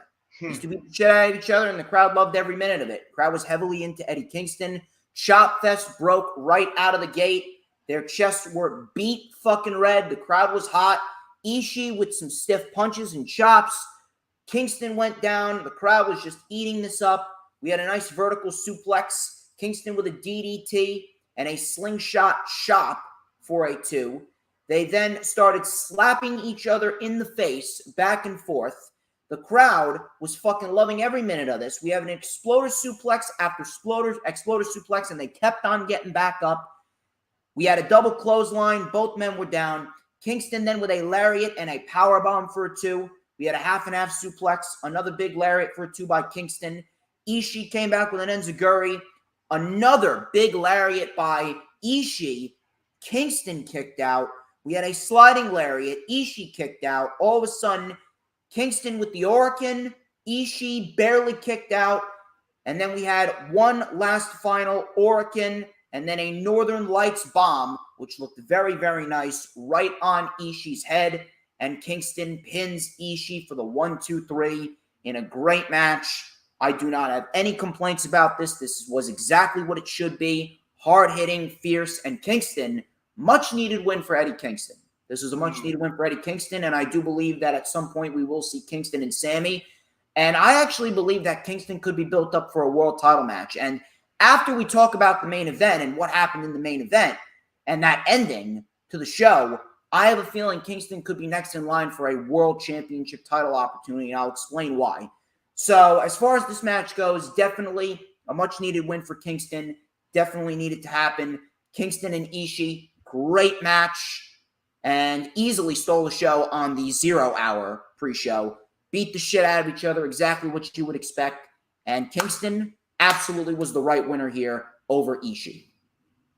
I mean, first off, props to the crowd. The crowd was absolutely crazy for this match. They were all 100% behind it. They were fired up for whatever Ishii and Kingston were both doing in the ring. These guys were literally beating the hell out of each other. And I would say if it was not for the match we saw at Clash at the Castle between Sheamus and Gunther, where those guys literally beat the shit out of each other too, this match would have stole the weekend with how good it was. I mean, this was your old school style, beat the crap out of each other, no high-flying moves, not off the top ropes or anything. It was just a vicious ground and pound fight that we wanted to see. And these guys, their chests were beat red. I don't know if you saw it right here in like the left part of Ishii's chest. You see the vein bulging out of his chest. It was, his chest wasn't even red anymore. It was turning purple with the way they were beating the hell out of each other. I would not want to be on the receiving end of that. Holy shit. They fucking beat the fuck out of each other. It was a fucking fight. Loved it. It was unbelievable. And I was actually having a discussion with Earl on the show last night about like who actually chops a lot worse. Is it Ishii or is it Gunther? I still think it's Gunther because there's one guy I would never want to be in the ring with. It's Gunther when it comes to his chops. But Ishii, he really lays like the bricks on you in terms of his chops. I love the fact that Eddie Kingston got the win here. It's going to help build him up. I thought because of unfortunately what happened with the altercation he had with Sammy Guevara that they might try to like punish him and give the win to Ishii here. So I'm glad at least they gave the win over here to Kingston, builds him up a little bit more for what he's going to be doing next. I'm curious to see what you're going to say, like, you know, about later about Kingston possibly being involved with the world title. But overall, this match was great. Loved the old school fight feel it had. I mean, Kingston looked great. Ishii looked great. Loved everything about this. Glad that Kingston got the win. It was a great way to end the 0 Hour pre-show event for All Out. Realistically, you could have only have watched the last 2 matches on the 0 Hour pre-show. You would have been fine. I would have actually taken those 2 matches just as the only 2 matches on the pre-show with them getting actually a little bit more time. I could have watched both of those matches go for another 5-6 minutes, but either way, those two matches, easily the best two matches on the 0 Hour pre-show. And the pre-show, it sucked. Really, it sucked the first half, but the second half was actually very good. We need a better formatted pre-show going forward. No need for 4 matches. 3 matches across an hour, 3 quality matches between 10 and 13 to 15 minutes each. So the main show started off with the Casino Ladder match. This was Wheeler Yuta, Rey Fenix, Penta, Claudio, Rush, Andrade, Dante Martin, and a Joker. So Phoenix and Yuta started this one off. And obviously this is a Royal Rumble style ladder match. Phoenix set up a ladder. Wheeler Yuta with a tope suicida sending Phoenix right into the ladder. Rush came out and he suplexed Yuta. He hit a belly-to-belly suplex to Yuta on the ladder. We had a big boot to Phoenix and a beautiful tope con hero. Andrade then came out next. Him and Rush set up a ladder in the ring on the barricade. Yuta and Andrade were on top. Andrade decided not to go for the chip and instead delivered a fucking brutal sunset flip powerbomb over the top onto the ladder, and the ladder did not break. Ladder did not break at all, so Yuta and his body was absolutely fucking wrecked. Claudio came out next, and he started moving the ladder with Andrade on top of it, and he dumped Andrade out of the ring. Dante Martin came out next. He jumped, and he went up the ladder with Yuta. He tried to grab the chip. All of a sudden, he took out Claudio. Penta then came out next. This was fucking insane right here. Dante was taken out for the rest of the fucking match because Penta came out. He was running down the ring. And this is literally, this is the first fucking match, or the first move that he does in the fucking match. He delivers a fucking Canadian Destroyer, not even 15 seconds into being out there, onto Dante on the floor, and then he gives a sling blade to Rush. Back in the ring, Claudio delivers a backbreaker. Penta then set up a ladder in between the ring and the barricade on the right-hand side of the ring. We had Phoenix with a punt kick, a tightrope punt kick move to Rush. Rush was then draped on the table on the outside in the far right-hand corner. Rey Fenix was up on top. Penta delivers a Canadian Destroyer to Andrade on the fucking ladder. Fucking insane. And then Phoenix out of nowhere, literally like a half a second after that, Phoenix with a fucking frog splash off the top to Rush through the table, and everyone was down. It was Claudio and Yuta in the ring. All of a sudden, a group of masked men started attacking everyone. They took out everyone. They just cleared the fucking ring. They set up the ladder. They were guarding the ladder, and one of the smaller guys starts to climb up the ladder. He unhooks the chip, and it turned out to be Stokely Hathaway. And all of a sudden, Stokely unmasked. After Stokely unmasked, everyone else unmasked. It was W. Morrissey, the Gun Club, Colton and Austin, Lee Moriarty, and Ethan Page. All of a sudden, the Joker comes out, and he came out to Rolling Stones' Sympathy for the Devil song, and it was this guy covered from head to toe in black, and he was wearing a white devil mask. He took the chip. He won. And then he teased like he was going to take the mask off, but he didn't. And he went, oh, no. He did the finger gesture, the no. And he just walked away. Now, I was in a pub. Watching this last night with a couple of my friends. I was reuniting with a big group of friends that I haven't seen in about 3 years or so. So shout out to them. We were in a pub, and we were loving this match, enjoying this match. The match was great up until this point, and we were wondering what the hell just happened. So we were trying to figure out what just happened, and inevitably, we all know what it turned out to be. Now, originally, I didn't know what happened. I didn't know who the fuck that was. But then after what happened in the end, looking back on it, it was brilliantly done. It was brilliantly done only because the man that won it and the man that did it is just so dastardly that is something that he would do. I had no problem with this ladder match at all, and I had no problem with this ending because this could very well facilitate a hostile takeover of AEW with all of the people that Stokely Hathaway's assembled. They're kind of people that haven't really been treated too well by the companies that they've worked in, quote unquote. So maybe it could be a revolution against the company, and you got one guy for everything. You got a guy that could dominate every single title division. And the one thing I loved about it the most, the match didn't go too long.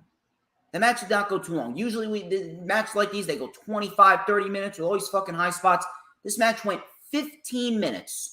Just the right amount of time, just the right amount of spots. It wasn't too over the top. It wasn't too crazy. Everyone got their shit in. Everyone looked okay.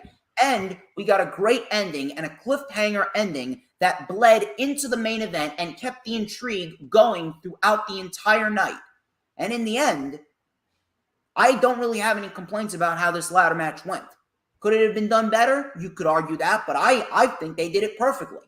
And if you take a look at it with who was revealed to be the Joker and who was revealed to be the guy in the devil mask, Maxwell Jacob Friedman, again, like I said, the hostile takeover for AEW could very well be near. You got MJF, who's in the world title picture. W. Morrissey could fight for the TNT Championship.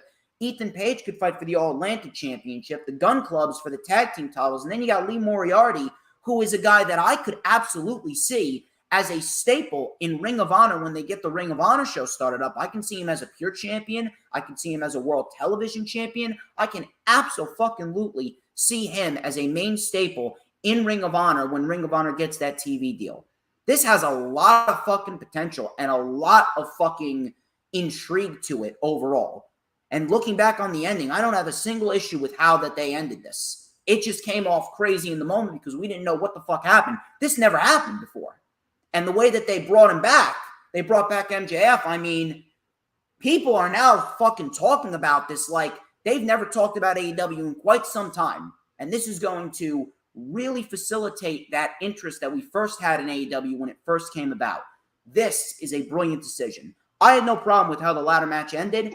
And it was a perfectly done, perfectly well laid out, flowing ladder match that didn't go too long and didn't overstay its welcome. I mean, I agree. I mean, I love the way that they ended it. I have no issue at all. I kind of like to see this renegade group together. I mean, it is a bunch of guys that have sort of not really been booked correctly, either when it comes to AEW or maybe where they were previously. And like you said before, each one of these guys can pretty much go after a certain title if they'd like. In terms of the match itself, I mean, some of these spots were insane. The spot by Andrade off the top of the ladder to Wheeler Yuta, where it looked like he literally broke him in half, it reminded me a whole lot. I think it was Andrade did the same thing a few years ago to Finn Balor, where he did that similar type of sunset flip powerbomb, where it looked like it broke him in half, and that's exactly what it looked like with Wheeler Yuta. And at the same time, the Lucha Brothers are not only are they awesome, they are freaking nuts with like some of the moves that they put out there. I mean that. I actually had to do a double take when Penta did that Canadian Destroyer on the ladder to Andrade. That was I've never seen that in my life before when he pulled off that move. And then followed by, I look in the corner of my eye, I see Rey Fenix like jumping off the top of the turnbuckle through a table to Rush. I'm like, are you kidding me right now with how good these guys are? But I love the match overall. Like you said, it didn't overstay its welcome. And I'm really curious to see how this storyline is going to progress with MJF and this entire Renegade group with Moretti as well as Morrissey, this entire group, Ethan Page, the Guns, as well as if MJF is actually part of this group right now, or if he's maybe a guy that just paid them off. Maybe he paid them off for something, and he actually, to help them get to that chip for him. And, that's the reason how he's able to acquire the chip. He's able to pay off a guy like Stokely Hathaway as well as this group, if he can help elevate these guys going forward. So I'm really curious about that dynamic. But I love the fact that they kept this storyline going throughout the entire night about, who is the masked guy that was handed the chip during the Casino Battle Royal? Anybody was asking that question throughout the entire night. Obviously, we got the reveal at the end of it, but I love that intrigue that they did not reveal it at the beginning of the match, and they left everybody guessing of who this person really could be. So I loved it overall. That was a great way to kick off the show. If you've been paying attention, you would know every single individual that Stokely Hathaway recruited, including Stokely himself, has connections to MJF. Stokely Hathaway was MJF's manager on the independent scene. And then he has connection to Morrissey because they're two New Yorkers. Probably the Guns. He probably helped get the Guns in AEW. He probably helped get Lee Moriarty into AEW. They all have connections to MJF. So that right there could very well be a new type of renegade group for AEW. Some people even said that they could be AEW's version of the New World Order. Yep.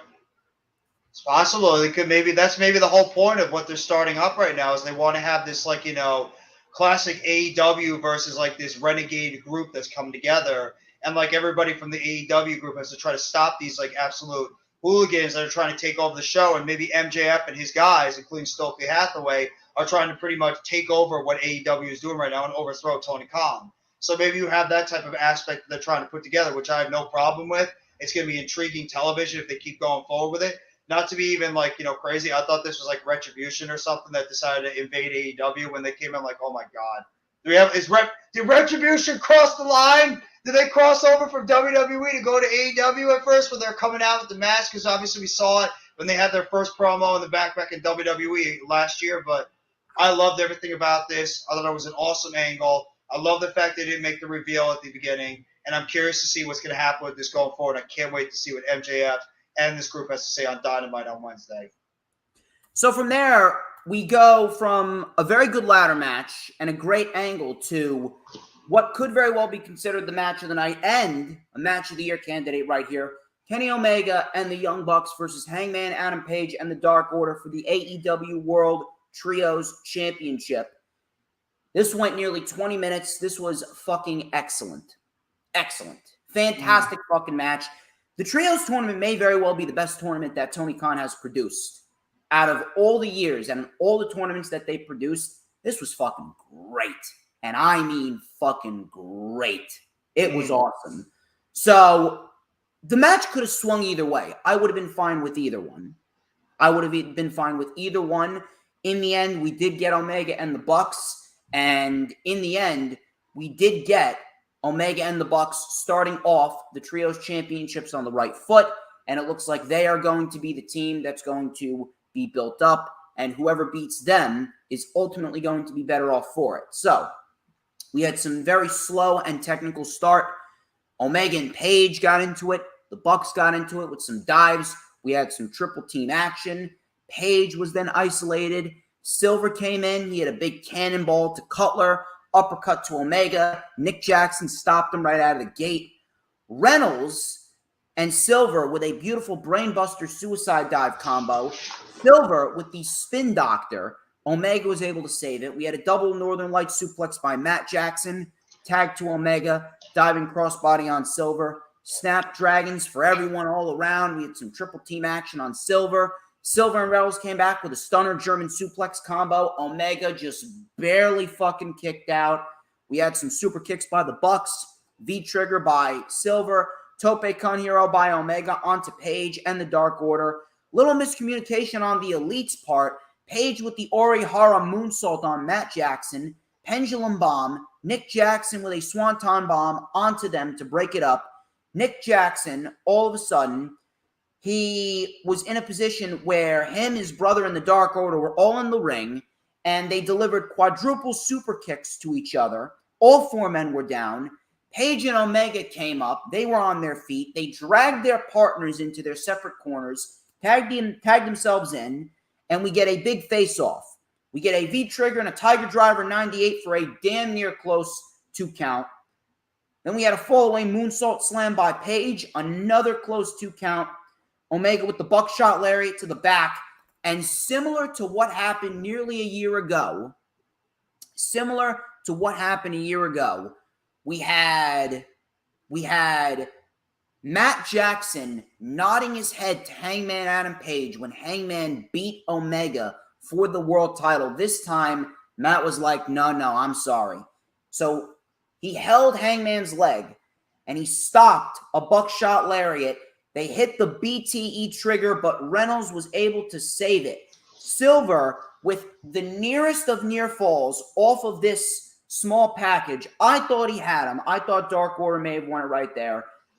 We had a V-trigger, a one-winged angel reversed, another damn near close near fall. Page then accidentally hit the buckshot lariat on John Silver. Omega tossed Adam Page out, and the Young Bucks held him as Omega pinned Silver for the 1-2-3 win in what was an excellent, and I mean an excellent, fucking trios match. May very well have been the best matchup of the night. It was probably number 2 for me, but overall, fantastic fucking match. Incredible, phenomenal from start to finish. Zero complaints whatsoever. And it looks like Omega and the Bucks are going to be the team going forward that is really going to, they're really going to have a lot on their plate. We got a lot of great matches that we could possibly get. It looks like we'll probably get Death Triangle versus the Elite. We can get the Best Friends versus the Elite. I don't see them winning, but we could definitely see that.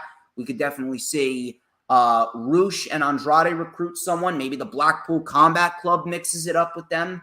We have a lot of big trios in AEW that we could definitely see go up against Omega and the Bucks. Maybe we can even see the Acclaimed and Billy Gunn mix it up. Maybe we see the Pinnacle, Wardlow and FTR, they mix it up. If the Motor City Machine Guns stick around, we could see Jay Lethal and the Motor City Machine Guns mix it up with them. Very versatile. The Trios Championships are very versatile, and with Omega and the Bucks holding it, it is definitely going to put the most spotlight on them, and it is going to start them off in a very, very, very good way. Excellent stuff from start to finish. I cannot find one single negative about this. And if you're mad about Omega and the Bucks, you clearly don't understand the business aspect of it. Same people that complained when Adam Page and Kenny Omega won the tag team championships.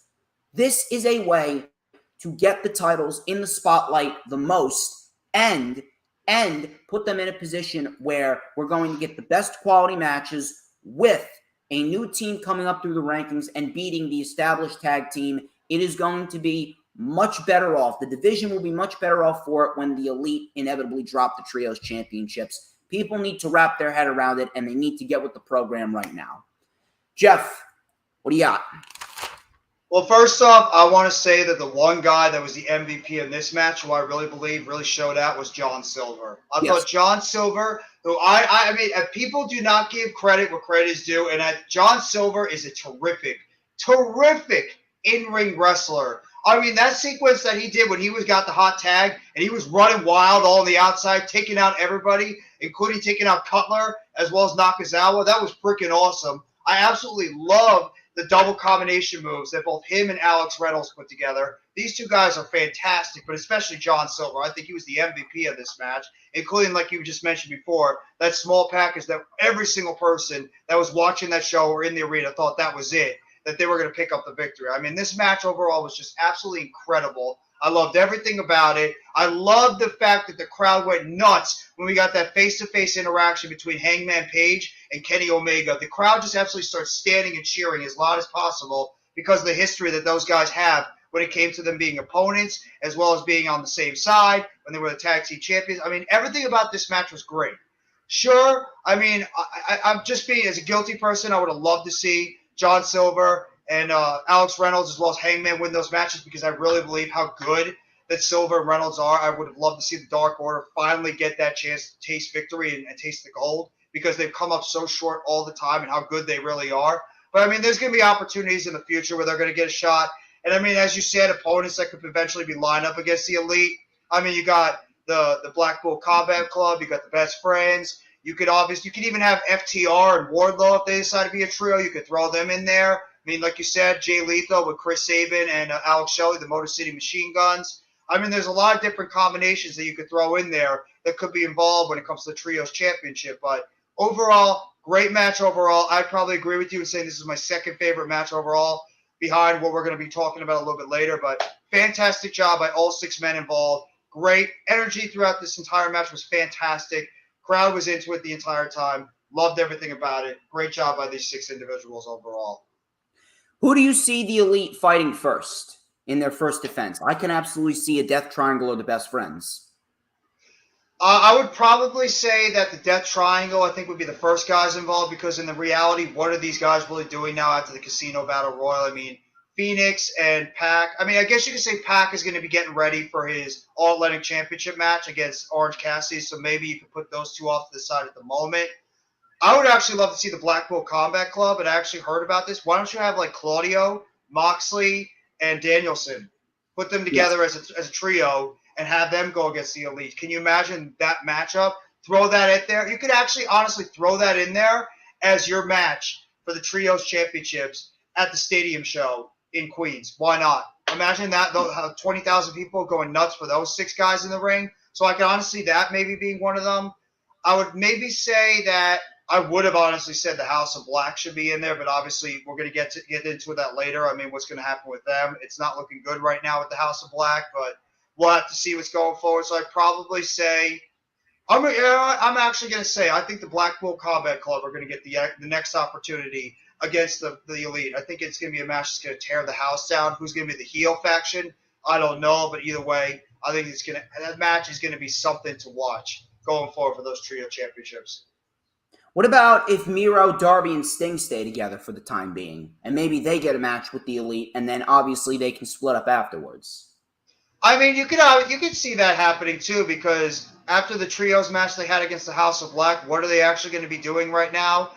They're really, in a way, directionless. They need something to really grasp on, so maybe that's the thing to do is just throw them in there with the Elite, give them on a big platform, see how they can do. I think it would be an absolute great match overall. So I could see that happening. I just don't know if that's the direction Tony Khan's going to go. And with the fact that Miro maybe is still like that guy that wants to be on his own, like that loner type character that he's been having on AEW recently, maybe they just want to keep them split up after this trios match. So it could happen, but I just don't know if that's the direction that they're going to want to go when it comes to like the trios championships with Darby Allin, Miro, and Sting going against the Elite.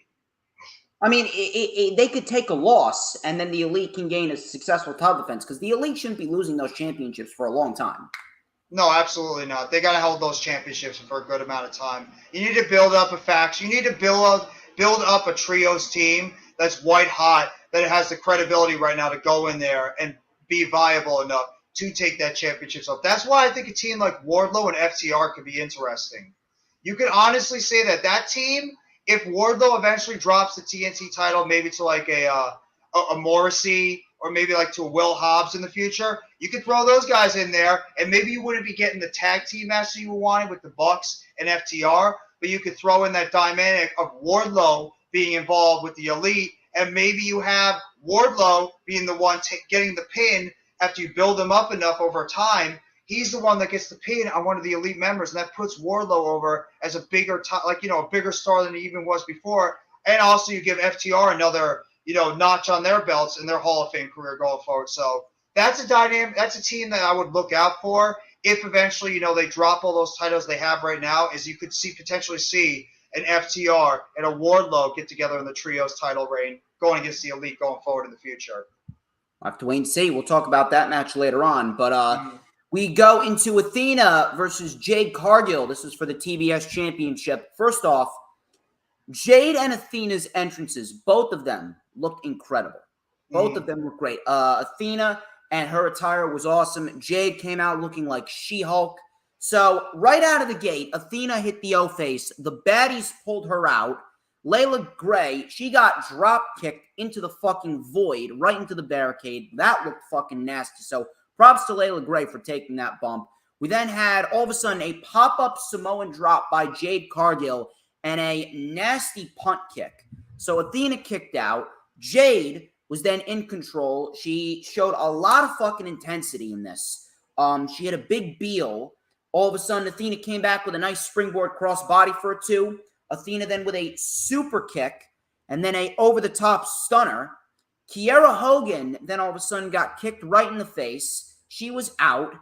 All of a sudden, Athena went for a springboard crossbody again. Jade punt kicked her out of midair and hit the Jaded for the 1-2-3 win in a relatively quick match, a quick sprint of a match. However, for the less than 5 minutes that it went, this was a very intense match. These two women fucking brought it. They did not fucking slow down. If anything, there should be a second match between these two. If I'm Tony Khan, during Grand Slam week, I'm booking a second match between these two, and I'm giving them more time to showcase to us what they can really do. That's what I'm looking forward to. But that is the positive of this. The negative of this, first off, like I said earlier, there's no reason why this match should have gone 4 minutes. I understand Jungle Boy and Christian Cage. That's a different story because that has a lot of story built to it, and that plays into a greater story that they're currently telling. But this match, there's no reason why this match needed to go 4 minutes. Now, it was a very fun 4 minutes, that much I will say, but there is no reason why it needed to go 4 minutes. I said it, and I'm going to say it again. If you would have taken the first two matches on 0 Hour off of the card and put them on Dark or Rampage where they belong, then you could have put this match in the middle of 0 Hour. That way the matches would have gone Pac and Kip Sabian, Jade and Athena, and then Eddie Kingston and Tomohiro Ishii. These two women could have gotten an extra 6-7 minutes. Then the match would have been looked at as a hell of a lot better. And it would have given these women the proper amount of time to showcase to us what they can really do, especially considering how good Athena is and how good Jade was in this match.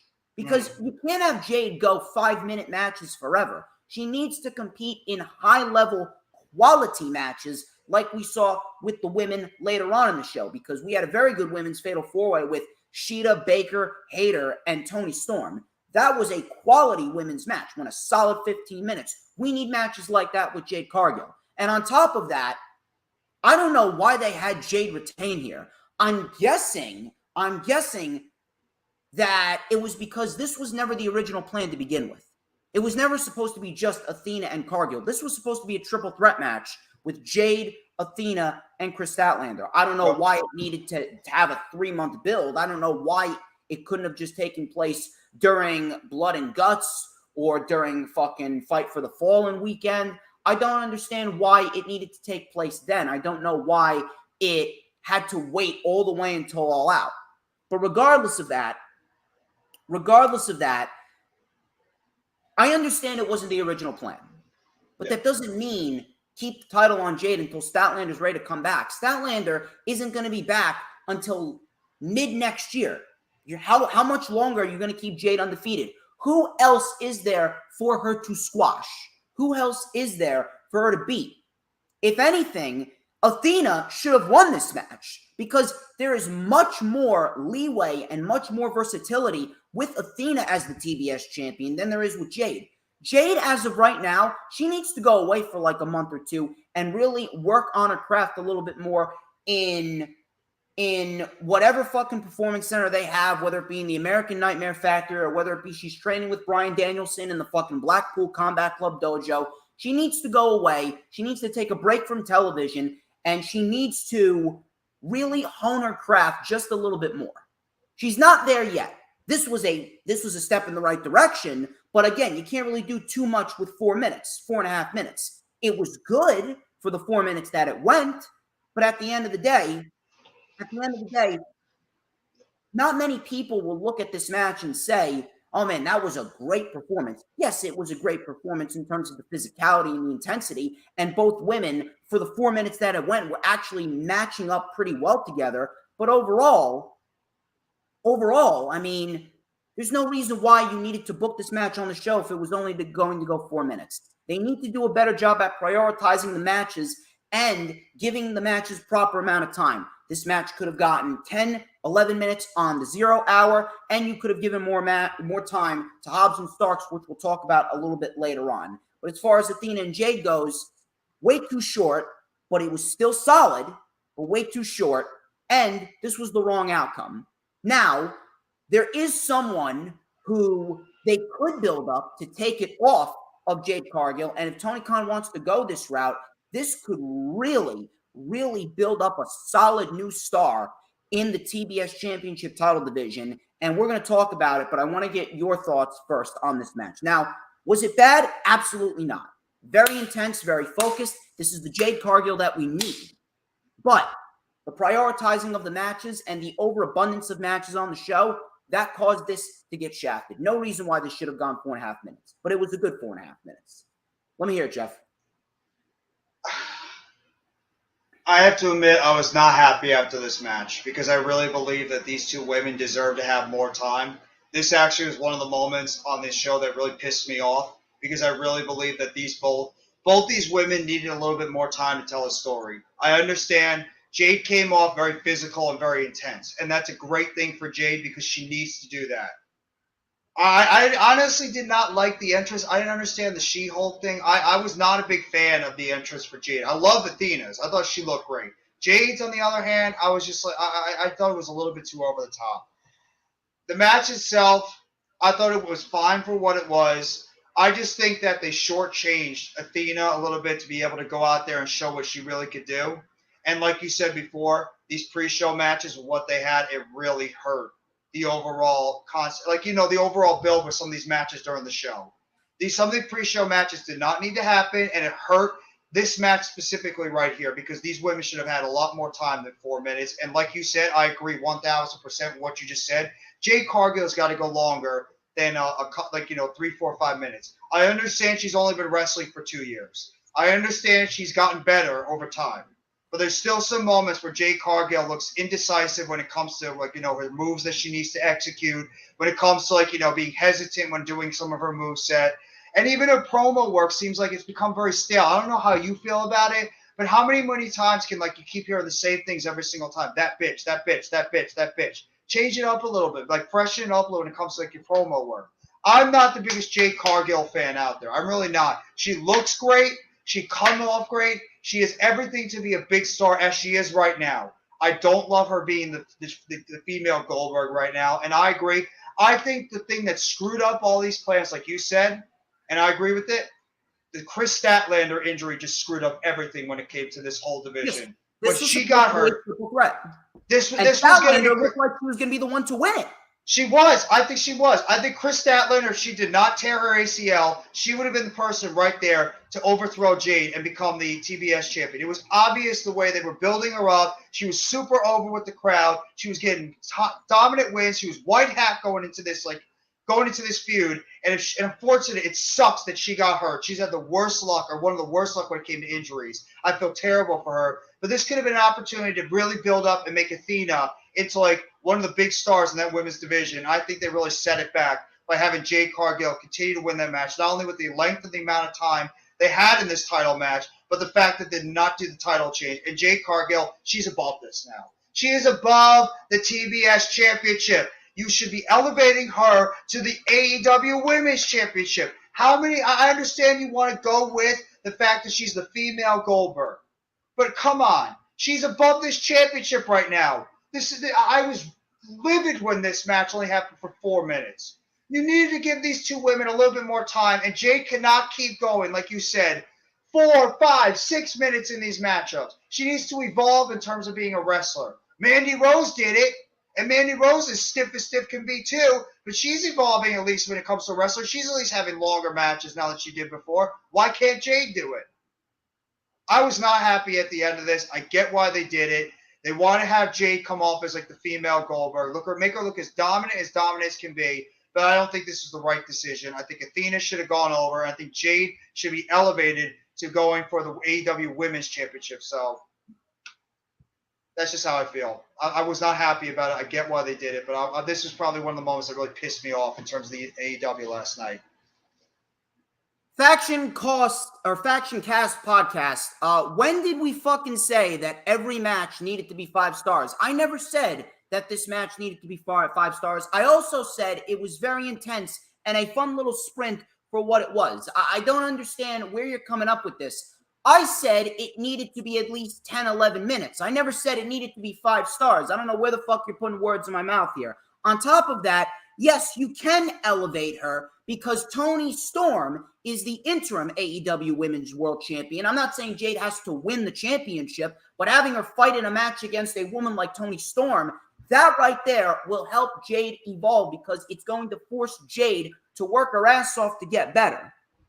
I'm not acting like she's in year 20 We're not acting like she's in year 20. Faction Cast Podcast, right now, you are coming off like a fucking retard that's making excuses here. We don't tolerate that here in my chat. So check yourself, or you're going to get fucking blocked, and you will never comment in my streams ever again. You dig, dog? Anyway, as far as what you just said, clear as day, there's no reason why this match needed to go 4 minutes. This should have easily gone 10, 11 minutes, as we just stated.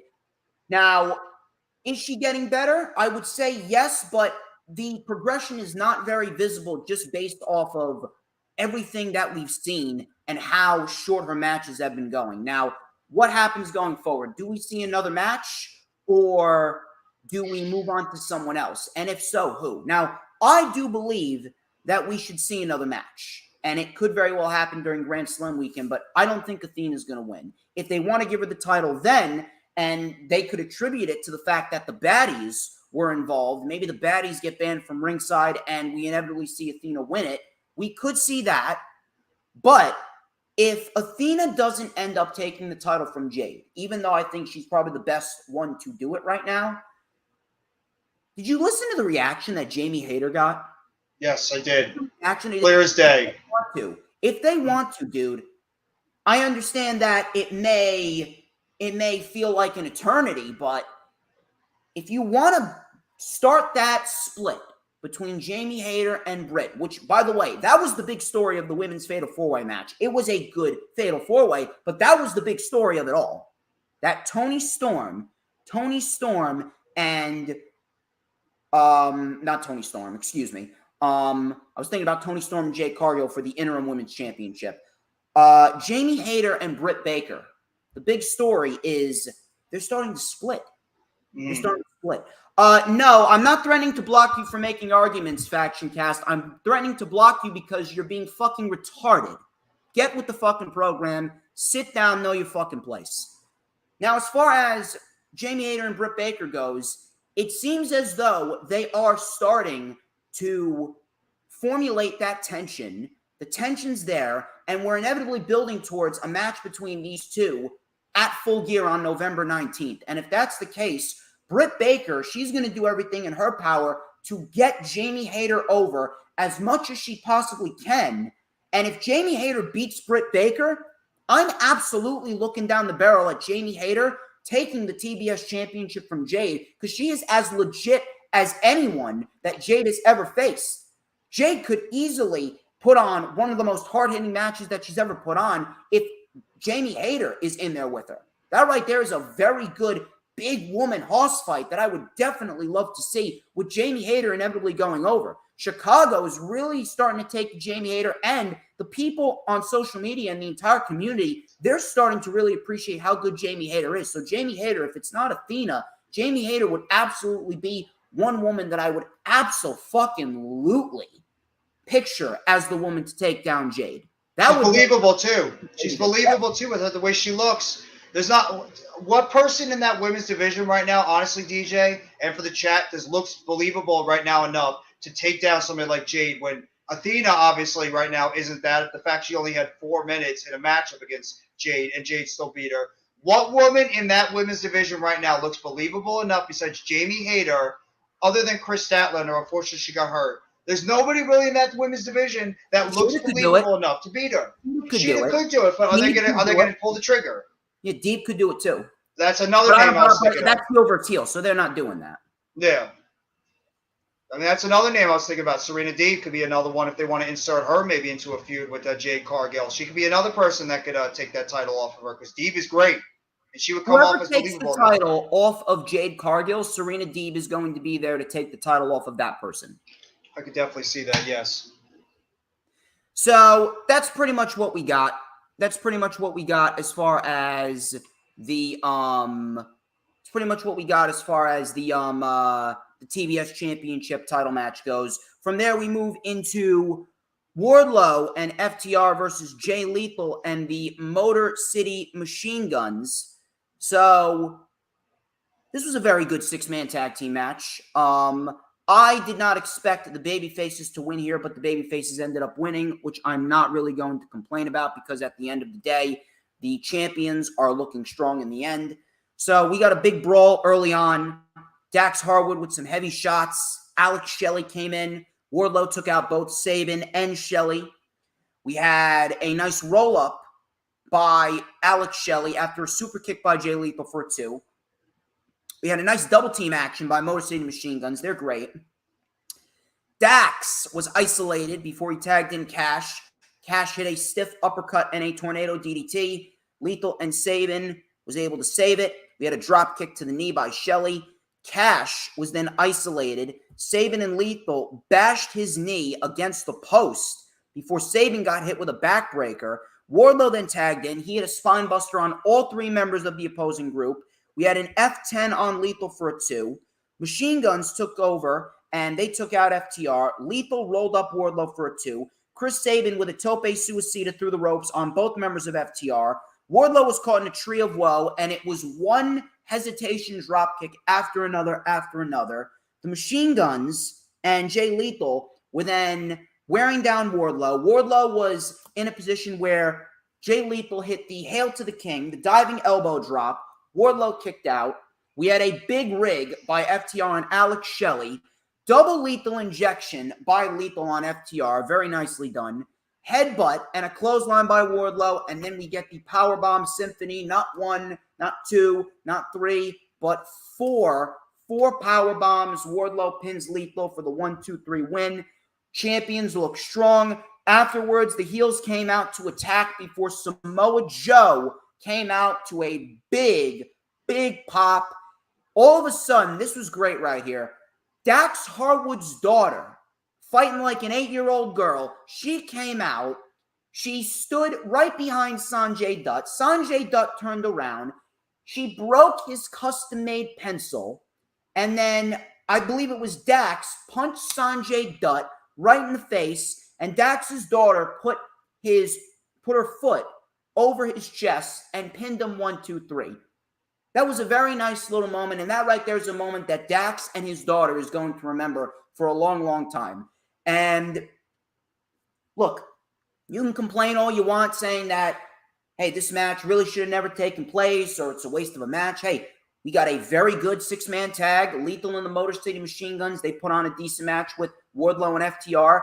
And again, the reason why this match was made is because realistically, FTR is going to be the next tag team champions, but you can't have Swerve and Our Glory be transitional champions. You got to give them a legit run with it. So that match is going to inevitably take place at Full Gear. So seeing this match, even though it should have been FTR and the Bucks or FTR versus Swerve and Our Glory, I'm not really complaining all that much because you know what? It gives FTR a chance to branch out and fight some new tag teams, some new names. Maybe we get another match between the Machine Guns and FTR for one of the tag team title belts. I'm assuming we're going to get another match with Wardlow and Jay Lethal. I'd like to hope so because I want to see them go a little bit longer than 8 minutes like the last show that we saw at Battle of the Belts. And overall, this was a very good match. I don't really have too much complaints, but at the end of the day, it's just a match and a moment for FTR that obviously could have been done a little bit better. But Wardlow and FTR, the champions, look strong. They won a very good match, and that was pretty much it. Yeah, I mean, I think the point of this matchup was just pretty much just to make FTR and Wardlow look that much more dominant, look really good in the match, which they ended up doing. It's always great to see the Motor City Machine Guns out there. They're easily one of the best tag teams in professional wrestling the past decade plus. I mean, they did a fantastic job out there. I love Jay Lethal, the way he was coming off. Jay Lethal had a nice showing over there. Wardlow is so over right now with the crowd. It's ridiculous. I mean, the crowd absolutely says hot for Wardlow. Chicago was singing his song the entire time when he was getting ready to do the power bombs. It was just a beautiful thing to see. I mean, he absolutely destroyed Jay Lethal with those power bombs. And FTR, I mean, FTR is the best tag team in the business right now, hands down. There's nobody better than them right now. I know some people say the Young Bucks. FTR is the best tag team in the world. Not even close. And I love the moment with Samoa Joe coming out at the end. God, do we all miss Samoa Joe. The entire crowd just chanting, Joe, Joe, Joe, Joe. Great to see him back out there. Obviously, him taking out the big guy. I I'm sorry. I apologize if I'm dropping the name right now. Satnam Singh. Satnam Singh, thank you very much. He dropping him with the belt, seeing Joe back out there, and obviously seeing Dax Harwood's daughter Finley come out there, breaking the pencil, Sanjay's pencil in half, and then Dax taking him out, and then Finley putting her foot on top of Sanjay's chest for the 1, 2, 3. I thought it was a beautiful, feel-good moment. Solid match overall. Really enjoyed it. Not the great, not a match that we want to go back out there and be like, oh, I can't wait to go see it again, but loved it overall. Good stuff. Nice feel-good ending. Great to see Samoa Joe back. Awesome little moment there with Dax and his daughter, so I can't complain about it at all. It was a nice little setup overall and enjoyed it a lot. If they want to really ramp up Grand Slam, do you think doing Jay Lethal and Wardlow for the TNT Championship and then the Motor City Machine Guns and FTR for one of their titles, do you think that would be the best way to go?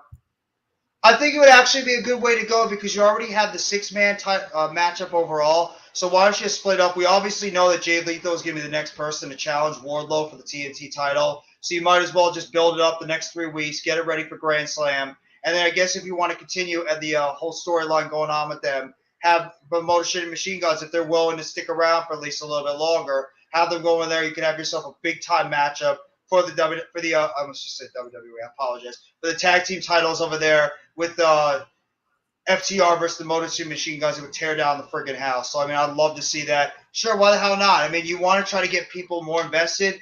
I don't know if the show sold out right now at Grand Slam. I'm not 100% sure. I'm going, but no, I don't think it is. I'm going. I don't think it is. If you're able to build up that type of feud right there with the Motor City Machine Guns and FTR for the tag team titles, the IWGP tag team titles, as well as Ring of Honor tag titles, and you include Jay Lethal versus Wardlow for the TNT title, that's easily going to bring more eyes to that program, where people are going to want to go out there and buy tickets. So I think I would love to see it. Do I know if they're going to 100% go for it? No. But I think it's a possibility, Might as well. It's just you have to see if the Motor City Machine Guns are going to be willing to stick around a little bit longer. But, yeah, I would definitely go forward with that at Grand Slam. It'd be can't-miss matchups.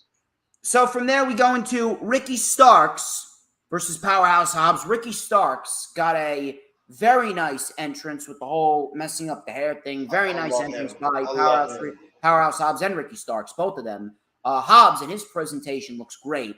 So Hobbs took it to Ricky early on.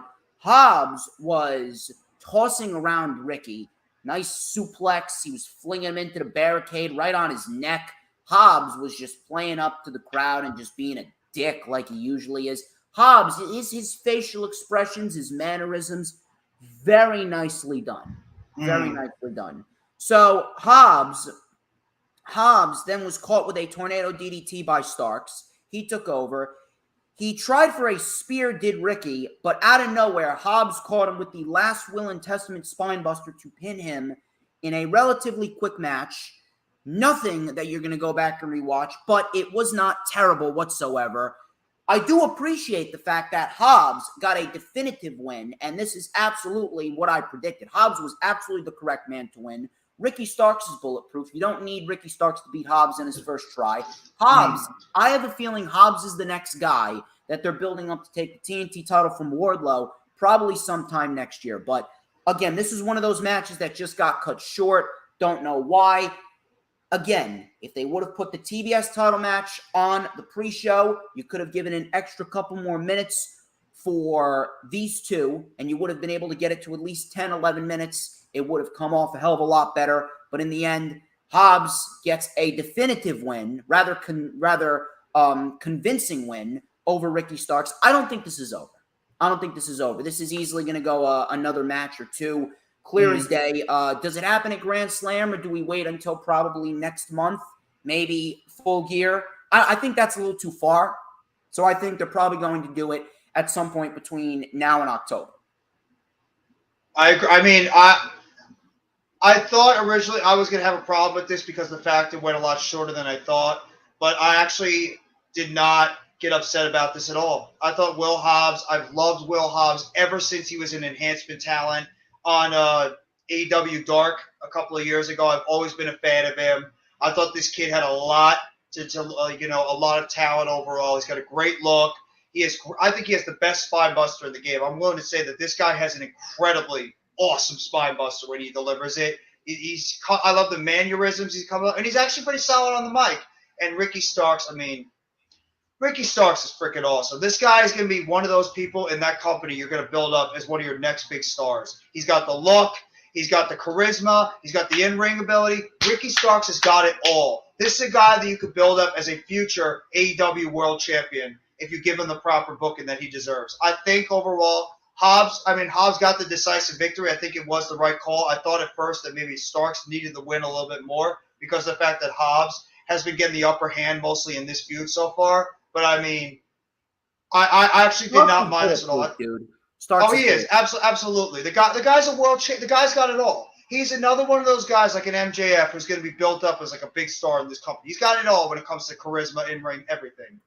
Hobbs, I think, is going to be that next guy, like you said. He's going to be the next guy that's going to challenge Wardlow when they're ready to elevate Wardlow maybe towards the World Championship, the picture. So I definitely believe that Hobbs is going to be the guy to take that title away from Wardlow. It just makes too much sense because who else is really going to be believable enough to go up against Wardlow and be able to beat him for that title? Maybe you could say if they want to throw in Morasi, that's with that new faction right now with MJF as well as Stokely Hathaway. It could be another guy that you could throw in there, but I definitely think Hobbs is the appropriate guy to be the next guy to take that TNT title off. And then you could elevate Wardlow to the World title match. Revolution next year. Give him a few more months, build him up, continue this feud with Ricky. There's no way this is over after one match.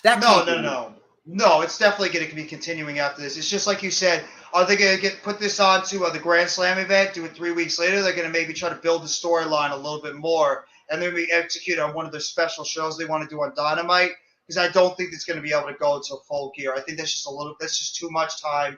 It's going to be hard to keep this storyline going, for the eventual big-time matchup at Full Gear. I think it's going to eventually lose some steam. It's hard to keep a storyline going this whole entire time without eventually that big payoff match. So I'm conflicted if they're going to go with this at the stadium show in Queens for Grand Slam. I think they're going to probably put it off on one of those special shows on Dynamite going forward between Ricky Starks and Hobbs. I think that's eventually when Starks is going to get the win back.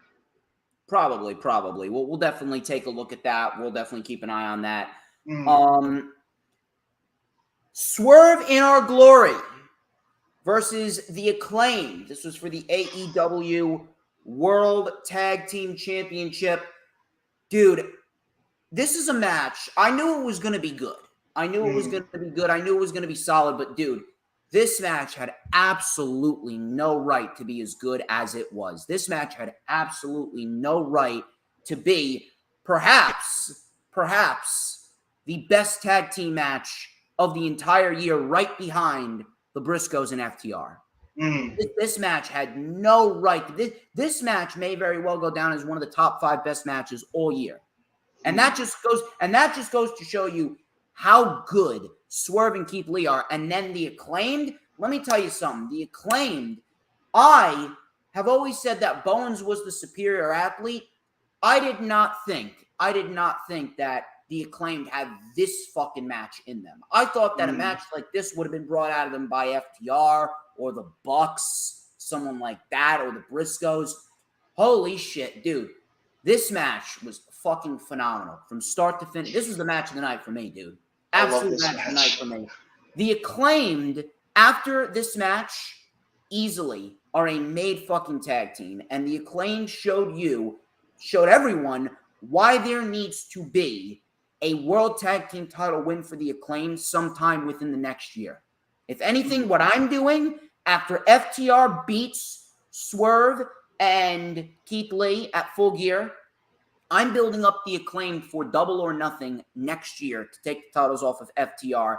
And FTR is going to give the Acclaimed their best match to date, and the Acclaimed should win the titles right then and there. That's what I'm looking forward to. The Acclaimed should win the titles off of FTR.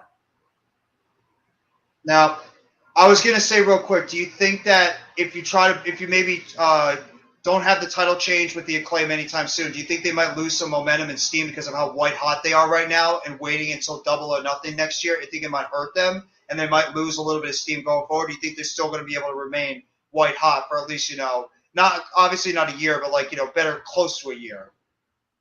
All they need to do is continue doing what they're doing right now. What they're doing right now is working. And whatever they do right now, they just need to continue to keep on doing. As long as they keep on doing that, then they should be fine. Plus, I don't know how but this partnership with Billy Gunn is oddly working. And this is probably the most entertaining aspect about AEW television. They actually had a chant. Chicago was chanting, "Oh, scissor me, daddy," the entire fucking opening, few minutes of this match. Fucking So we had some nice back and forth with Caster and Lee. Caster with a nice Hurricane Rana. Swerve and Our Glory then were in control. Caster with a diving cutter. So Caster, let me tell you something. I got to give props to Caster. Caster was clearly the weaker wrestler out of the two, but he took that and he heard the rumblings that Anthony Bowens was the real athlete out of the two, and Caster was the entertainment aspect. Caster, holy shit, Caster, he brought his fucking A game to this match. He was phenomenal last night. So Caster with the diving cutter. Bowens came in with a neck breaker. Bowens with a rolling elbow and a brain buster for a 2. Bowens with a punt knee and a famouser. Bowens was holding his knee, and Swerve obviously took advantage of this. Billy Gunn and Swerve, they got in each other's faces. So Swerve and Lee, they were actually the heel team here. Swerve went for the knee. Lee came in and attacked Bowens. Lee then beeled Bowens all the way across the ring. Crowd was then getting hot for Bowens. Caster came in. He took it to both men with a pescado on Swerve and a crossbody on Lee. Caster then chopped out the knee. This is where I thought this was it right here. Bowens with a running knee right to the head. I thought the Acclaimed won it right here. Bowens' knee gave out, and we had a double suplex by the Acclaimed on Keith Lee, but Swerve hit the Swerve stomp on Caster. Caster kicked out. Caster kicked out. So at this point, I'm thinking, holy shit, are they going to give the Acclaim the championships? So Bowen held Swerve. We had a mic drop off the top rope to a draping Swerve. Swerve was draped between Bowens and the barricade. Mic drop off the top to the floor. Swerve was out momentarily. So we got Billy Gunn. Getting all hyped up. Caster, this was fucking ridiculous right here. Caster, fucking beast this guy is. Caster picked up 330 pounds of Keith Lee and delivered a Death Valley driver to him. Absolutely fucking ridiculous. Death Valley driver connects to Keith Lee. So Caster, all of a sudden, with Keith Lee out, we had a claim to fame and then the mic drop. Keith Lee barely fucking, I thought the Acclaimed won it right there. Barely fucking saved it. Swerve then hit a Death Valley driver to Caster on the apron, and it looked like he was temporarily taken out completely. All of a sudden, we had a backbreaker by Bowens, tagged to Lee. Swerve accidentally kicked Lee. Swerve was taken out. Again, I thought the Acclaimed had it right here.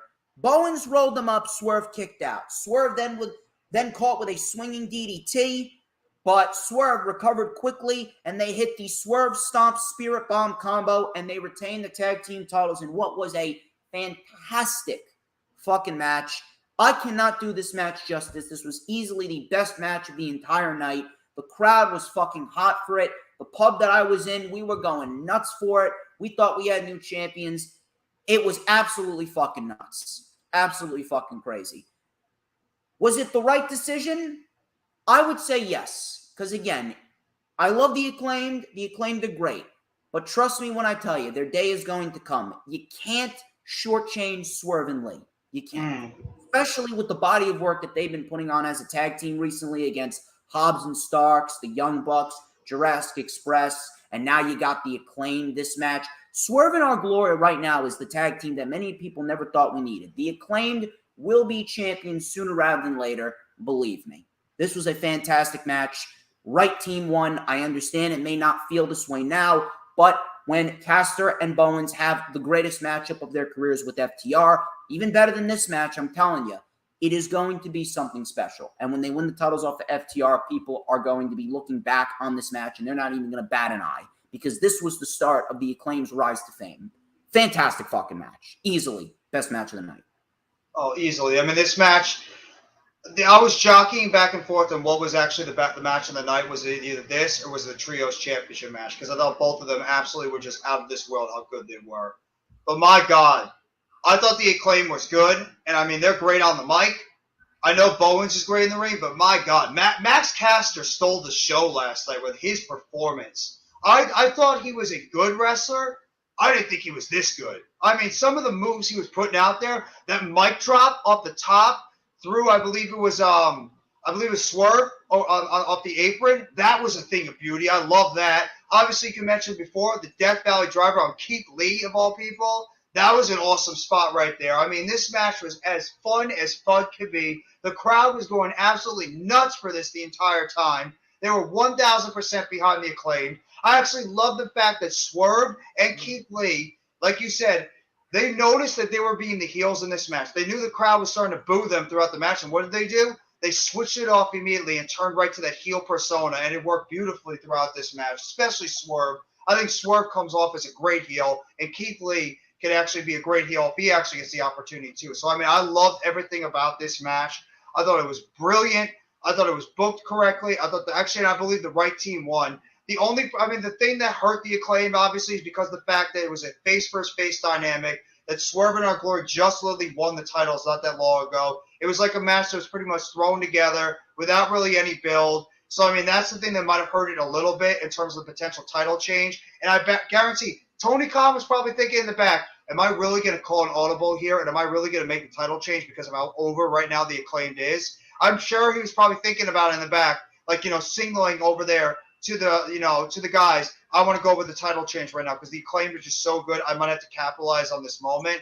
But we all understand why they decided to stick with Swerve and Our Glory. It's just the right decision. You don't want to hot shot those tag team titles. But yeah, the Acclaimed are so over right now. They are beyond over with the crowd. I think it's just a matter of time until they're going to be capturing those AEW tag team titles. Just a phenomenal match. Easily the match of the night by far. Brilliant job by the Acclaim. Excellent job by Swerve and Our Glory. And I mean, I want to see this match again as soon as possible. I don't care if it's a rematch or anything. I would love to see these two teams go at it again. So moving on from that, we had a interim AEW Women's World Championship Fatal 4-Way match. Jamie Hayter, Britt Baker, Hikaru Shida, and Toni Storm. This was a very good match right here. Easily the best women's performance of the entire night here. All four of these women, they brought it. Very good match, and we got the right outcome as well. Went about 15 minutes, solid stuff. So we got a big brawl right out of the gate. It's some back and forth roll-ups. We had a sling blade by Baker on Shida, sling blade on Storm. We had a double suplex on Shida and Storm by Hayter. Hayter is a fucking powerhouse. I love to see it. We had a tope suicida by Toni Storm, sling blade by Baker on the floor. Shida and Storm, they got into it. They traded some shoulder tackles. Hayter and Britt actually got into it a little bit. Hayter dumped Shida on the ramp, and Britt delivered a curb stomp to her. She was out momentarily. Storm was at the mercy of both women. Storm came in with a crossbody. All of a sudden, Shida came back, 2 kendo sticks. She started swinging on both women. Shida then suplexed Britt onto Hayter. All 4 women were down. We get a 4-way punch-off. Shida with a Falcon Arrow on Hayter. German suplex by Toni Storm. Tombstone by Jamie Hayter. Running knee by Shida. Swinging neck breaker by Britt. And a curb stomp. Shida kicked out. Great sequence right there. So Britt was then taken out momentarily. Hayter was obviously over here. They wanted her to win. So Storm was out. Shida was at the mercy of Hayter. Hayter with a fucking brutal lariat. Love that lariat by Hayter. Britt pulled the referee out of the ring. Hayter was pissed. All of a sudden, Toni Storm hit Storm Zero. Britt tried to steal it.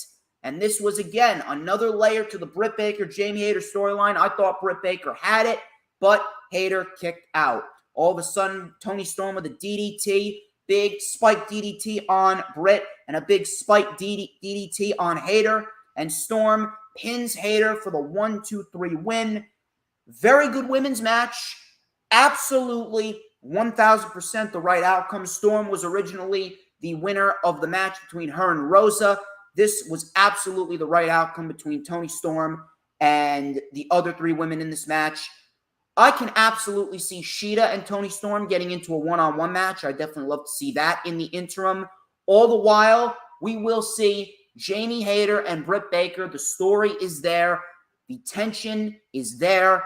And now the seeds have been planted for the inevitable split. Britt Baker is going to remain a heel like she should. And Jamie Hayter, she is going to be the babyface in this program.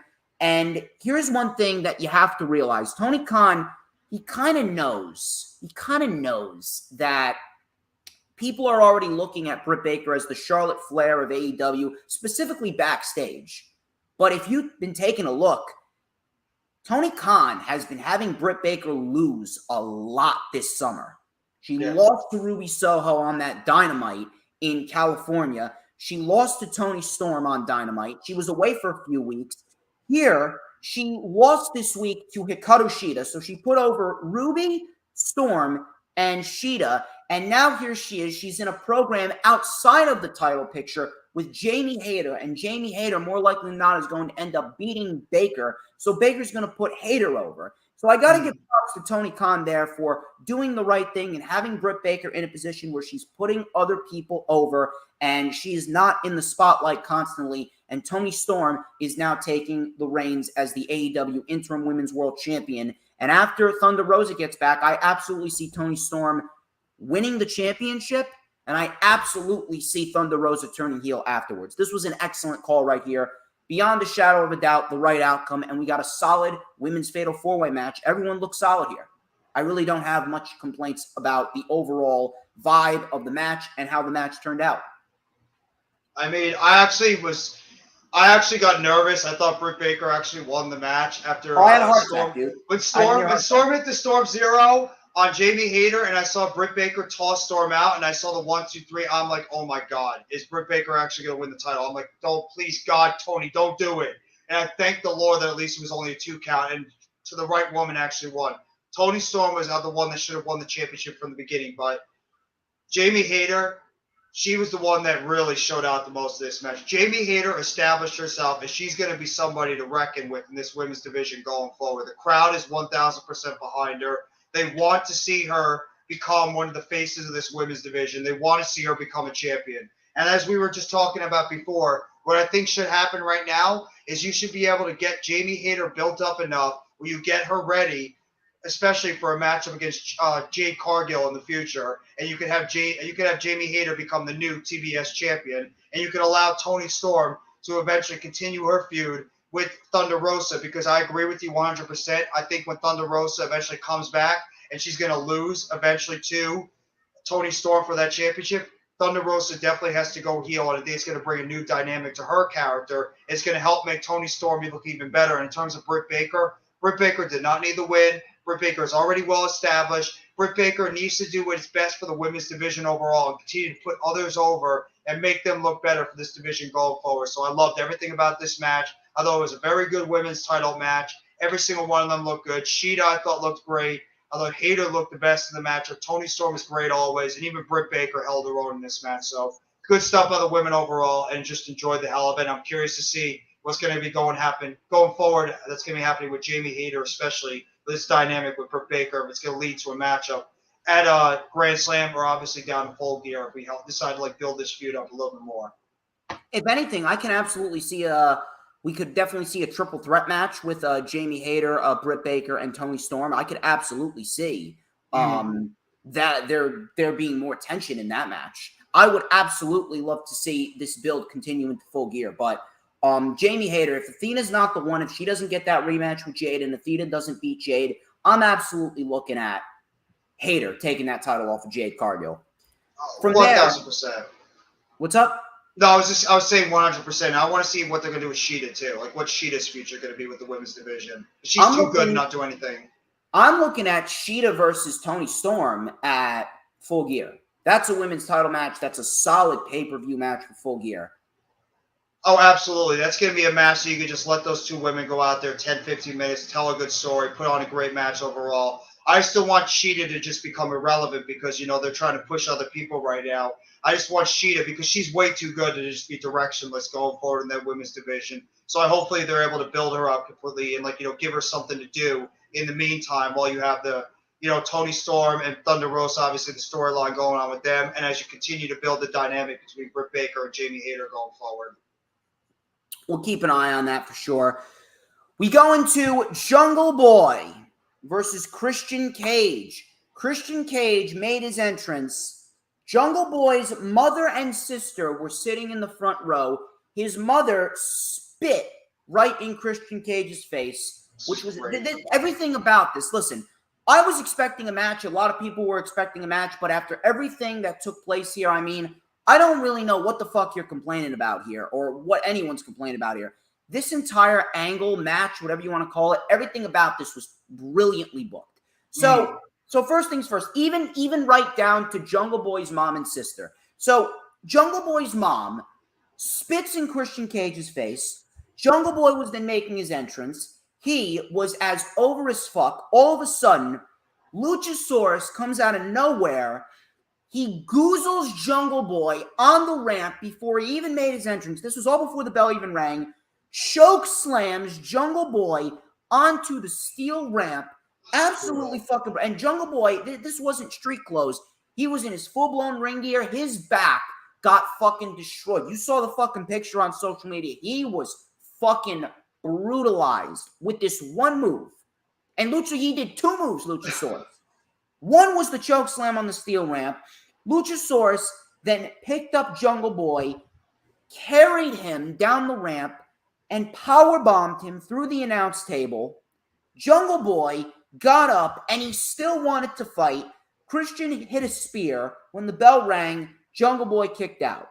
Christian then locked in a kill switch, blew a kiss to Jungle Boy's mother, hit the kill switch, and Christian Cage wins. And like a fucking asshole, Christian Cage tweets, 5 stars easy. Hashtag AEW All Out on his Twitter after the match was over. This was fantastic. This was absolutely fantastic. And for those complaining, people, I understand you're mad. I understand you want a match, but this is a part of a greater story. On top of that, Luchasaurus now being a heel, now being paired with Christian Cage, this right here is going to facilitate Luchasaurus as a top-tier heel that could very well be in top contention to take the TNT title from Wardlow. So much so, I'm actually calling this right here. I would love to see Jungle Boy recruit Wardlow to help him fight Luchasaurus and Christian Cage. Then we can get a multitude of matches from that. We can get Wardlow and Christian, Wardlow and Luchasaurus. We can get the Jungle Boy and Christian Cage match inevitably. But this is all part of a greater story to make Jungle Boy an even bigger babyface and make Luchasaurus and Christian Cage fucking dickheads. You take a look at that. Christian and Luchasaurus look like mega pricks. They look like the biggest fucking dickwads on the face of the planet, so much so that people legitimately want to see them get their fucking ass kicked. This was brilliantly booked. Would I have done a match? Maybe, maybe not. But at the end of the day, the story here is Luchasaurus. And Luchasaurus now is in a prime position where he's going to be the next top-tier big monster in AEW. He's like Kane. He's like a Kane type of guy now. And this is a great thing to see. Him being a heel and this heel turn, while predictable, it was brilliantly done. I can't really find a way to complain about this. People, patience is a virtue. The bigger story is Christian Cage and Luchasaurus being looked at as pricks and Jungle Boy being looked at as the sympathetic babyface. It is all leading to Christian Cage inevitably getting his ass kicked. And this is just going to facilitate that urge even more. I mean, I don't know why people are complaining about this so much. It's long-term storytelling at its finest. What you're doing right now is by doing this angle that they did last night and not actually going through with the match, it's finding a way to build up Jungle Boy even more as a sympathetic babyface. So eventually when he gets his revenge on Christian Cage and now Luchasaurus, it's going to make the moment that much better. It's going to make the crowd pop even louder. I mean, everything about this angle was great. From the choke slam, from Luchasaurus on that guard, on the metal on the bottom. That was an awesome segment. I think it was like a heated metal thing that was going on, so it actually burned him in the back. So that was an awesome little moment right there. And then the fact he power bombed him right in front of his mother and his sister and on that announce table, that was a great sequence. It was great. And then you see Christian just going over there, hitting the spear. And then, like you said, he's going for the kill switch. He's blowing a kiss from over there to Christian's mom. To a Jungle Boy's mom. That was a great visual thing. Christian is playing the asshole gimmick so well right now. It is a brilliant thing to see. It is making Jungle Boy look that much more sympathetic to the crowd. It's getting way more heat on Christian, and now especially with Luchasaurus dynamic and him added to this whole storyline as turning on his best friend, it's just making the storyline that much better, which I think is eventually going to first lead to Luchasaurus versus Jungle Boy, where Jungle Boy is going to get his revenge on Luchasaurus first, and then that's going to inevitably lead to maybe a match at Full Gear where we're going to get Christian Cage getting his ass whipped by Jungle Boy, and then that's going to give the big babyface moment. I really wonder if they're going to go through with the match with Luchasaurus and Jungle Boy as soon as the Grand Slam event in Queens. I mean, I wonder if they're going to make it that quick, or they're going to just want to build this storyline a little bit more. Maybe have like Jungle Boy off TV for at least a week, selling the pretty much the brutal beatdown that he had at the event. Maybe have him come back a week later, and then you could get the match ready for a Grand Slam match between Luchasaurus and Jungle Boy. But either way, I thought this was booked brilliantly. I love Christian's heel turn. Now adding the Luchasaurus dynamic with him siding with Christian, I thought was great. And I think it's just going to pay off ultimately with Jungle Boy, who's already over as hell with the crowd. Get that tremendously monster pop when eventually he's able to kick the crap out of Christian and get that big win in front of like a crowd that's just going to go nuts for him. I love it. So from there we go into Bryan Danielson versus Chris Jericho. They actually had Elliot Taylor sing Bryan Danielson to the ring, which was a very nice touch. I would have preferred them to buy the Final Countdown for just one night only, but that's just me. So the whole match itself, the match was great, but the crowd clearly was feeling fatigue at this rate, and that was just because of the fact that there were 15 matches on the show, which is why they should have brought down the match count just a little bit more, and they should have booked it like they did Revolution and Forbidden Door. Revolution and Forbidden Door was 3.5 hours, and we had about 12 matches on the show with 3 matches on the buy-in and 9 matches on the main show. That is a much better placement, a much, much, much better way to map out everything. Agreed. But the crowd was clearly feeling fatigued. They were clearly burnt out at this point. So Jericho took over with a neck breaker and a triangle drop kick. Bryan came back with some kicks. Jericho with the walls of Jericho. Bryan with a tope suicida through the corner. Bryan then with the label lock. Jericho reversed it. Tombstone and a lion salt. Bryan kicked out. Bryan then with the head stomps and the label lock again. It was in deep. Jericho transitioned into the walls of Jericho. Bryan transitioned into a triangle. They had a chop off. Bryan then with the kicks. Codebreaker connects. Bryan kicked out. We had a lion tamer. That was locked in.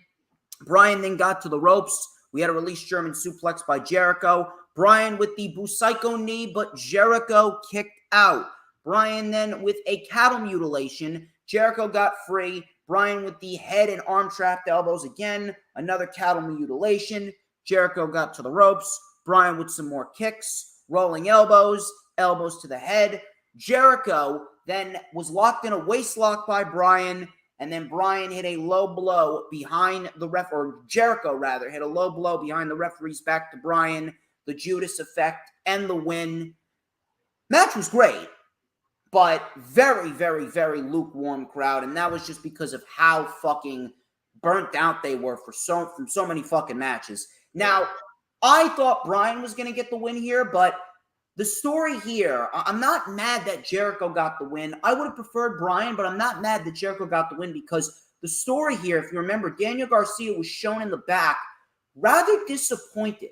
Rather disappointed because he thought that Jericho was going to win without cheating, but he ended up cheating. So, Daniel Garcia's got a match with Wheeler Yuta this coming Wednesday in Buffalo for the Ring of Honor Pure Championship. What happens now? Do we inevitably see Daniel Garcia win the championship? Or do we see Jericho potentially cost Daniel Garcia and the tension is there? I don't know what's going to happen. I really don't know what's going to happen, but I do feel as though it's going to end with Daniel Garcia joining the Blackpool Combat Club in the end. I'm going to make a bold prediction. I think Daniel Garcia takes it. I honestly think he takes it on Wednesday. And he beats Wheeler Yuta, and he gets inducted into the Blackpool Combat Club. I think after what happened here, Daniel Garcia's had enough of Chris Jericho. And he wished Chris Jericho could have won without cheating. He didn't win. The X factor is Daniel Garcia here. And Daniel Garcia is going to be the next top-tier guy. He's going to be the next big star. You had Wheeler Yuta. You had Wardlow. You had Jungle Boy, Darby, MJF, Sammy. We're going to get Daniel Garcia next. He's going to be the next top-tier guy to watch out for, and it's all going to start with him winning that pure Ring of Honor World Championship. It's going to be good. Daniel Garcia, the X factor to keep your eye on. Great match, but clear as day. The crowd was burnt out. Crowd was very, very lukewarm because of everything that's gone on in the show, and the show was just very poorly booked with so many fucking matches. Let me hear it, Joe. And it's a shame, too, because I thought this match was actually very good overall. I thought this was actually one of the better matches on the card last night. And it sucks because of the fact that it not only was booked all the way towards the end of the show, and the crowd was pretty much, like you said, they were burnt out from watching at least 3 or 4 hours of wrestling already.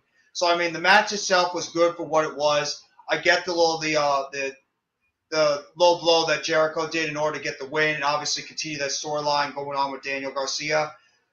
I really believed, and I thought originally, that Daniel Garcia was going to come out and pretend he was going to align himself with Bryan Danielson, and then eventually turn on him, take him out, and pretty much say this was a ruse the entire time, and that he was still with Jericho as a way to screw over Bryan Danielson. I thought that was the dynamic they were going with. Now I'm not sure. I think I agree with you when it comes to this. I do believe that Daniel Garcia is going to win that Ring of Honor Pure Championship over Wheeler Yuta.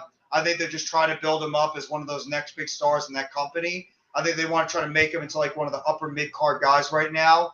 And I'm just curious to see if Jericho, if they do go with the dynamic of trying to cost him the title, if Jericho's going to be the one to come out there, even though he did mention in the post-match interview that he said he was not going to get involved at all. Him on the Jericho Appreciation Society was going to stay in the background. So I'm curious to see if he is going to come out and cost Daniel Garcia the matchup. I really don't know where they're going to go with the dynamic with this. I still think it is possible that maybe Daniel Garcia does screw over Bryan Danielson and still aligns himself with the Jericho Appreciation Society. And actually this was a ruse the entire time just to make Danielson believe he was actually going to go on his side. But I do believe in the end that Garcia is going to become the new Ring of Honor Pure Champion, and that he's going to eventually, like you said, side with the Blackpool Combat Club going forward. It's going to be a very interesting thing to see, and I'm very, very happy that Daniel Garcia has been on such a meteoric rise. It really is a great thing to see, and he definitely deserves this, beyond the shadow of a doubt. Last 2 matches, and we will talk about the big X factors that's been going on, especially with Malachi Black, because this was the House of Black taking on Miro, Darby Allin, and Sting. House of Black had a great entrance right here. Julia Hart looked like the fucking Undertaker. This was a great look right here. That I will say. Yeah, absolutely. So Miro got in there with the House of Black. He had a nice belly-to-belly to Matthews. Miro didn't want to tag out to Darby.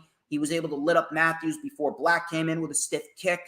He was just tossing around Darby then with a nice PK. Brody King came in after Darby came in. He was isolated. He was on the receiving end of a lot of punishment, actually. Yeah. He had a big pop-up knee by Matthews. Darby inevitably got the tag to Miro, but the ref didn't see it, and Miro got pissed. He tagged in Sting, did Darby. He lit up Brody and Matthews. Stinger splashes all around. Sting with what was it? It was a rope stunner to Brody. Black then tagged in. They traded some punches. Went for the Scorpion Deathlock. He got it in. Matthews with a punt knee. Sting no-sold it. Black then transitioned into a knee bar. We had a PK to Miro by Matthews. Tagged to Brody. Sting then shoved Brody into Matthews and Black. Scorpion Death Drop and a Coffin Drop. Matthews saved it. Miro came in. He was getting hyped. Miro then was sent headfirst into the steps. We had an over-the-top stunner by Darby on Matthews. Tope Suicida by Darby on Brody. Sting then sprayed black mist in the eyes of Malachi Black's face, and Darby got the cross-legged pinhold, which was the Last Supper for the win. This was a fun little match, but clearly it was the wrong fucking outcome, and I was pissed. I didn't know what the fuck was going on. A fine match ruined by what was a shitty outcome. The House of Black really couldn't catch a fucking break, and then I heard what happened afterwards. Malachi Black blew a kiss, embraced the House of Black while the camera was off, and then he took a bow to the crowd. Now, based on the reports, Malachi Black did ask for his release. It's because of mental health, because of what's been going on and how he had the back injury and how severe it was. He contemplated retirement.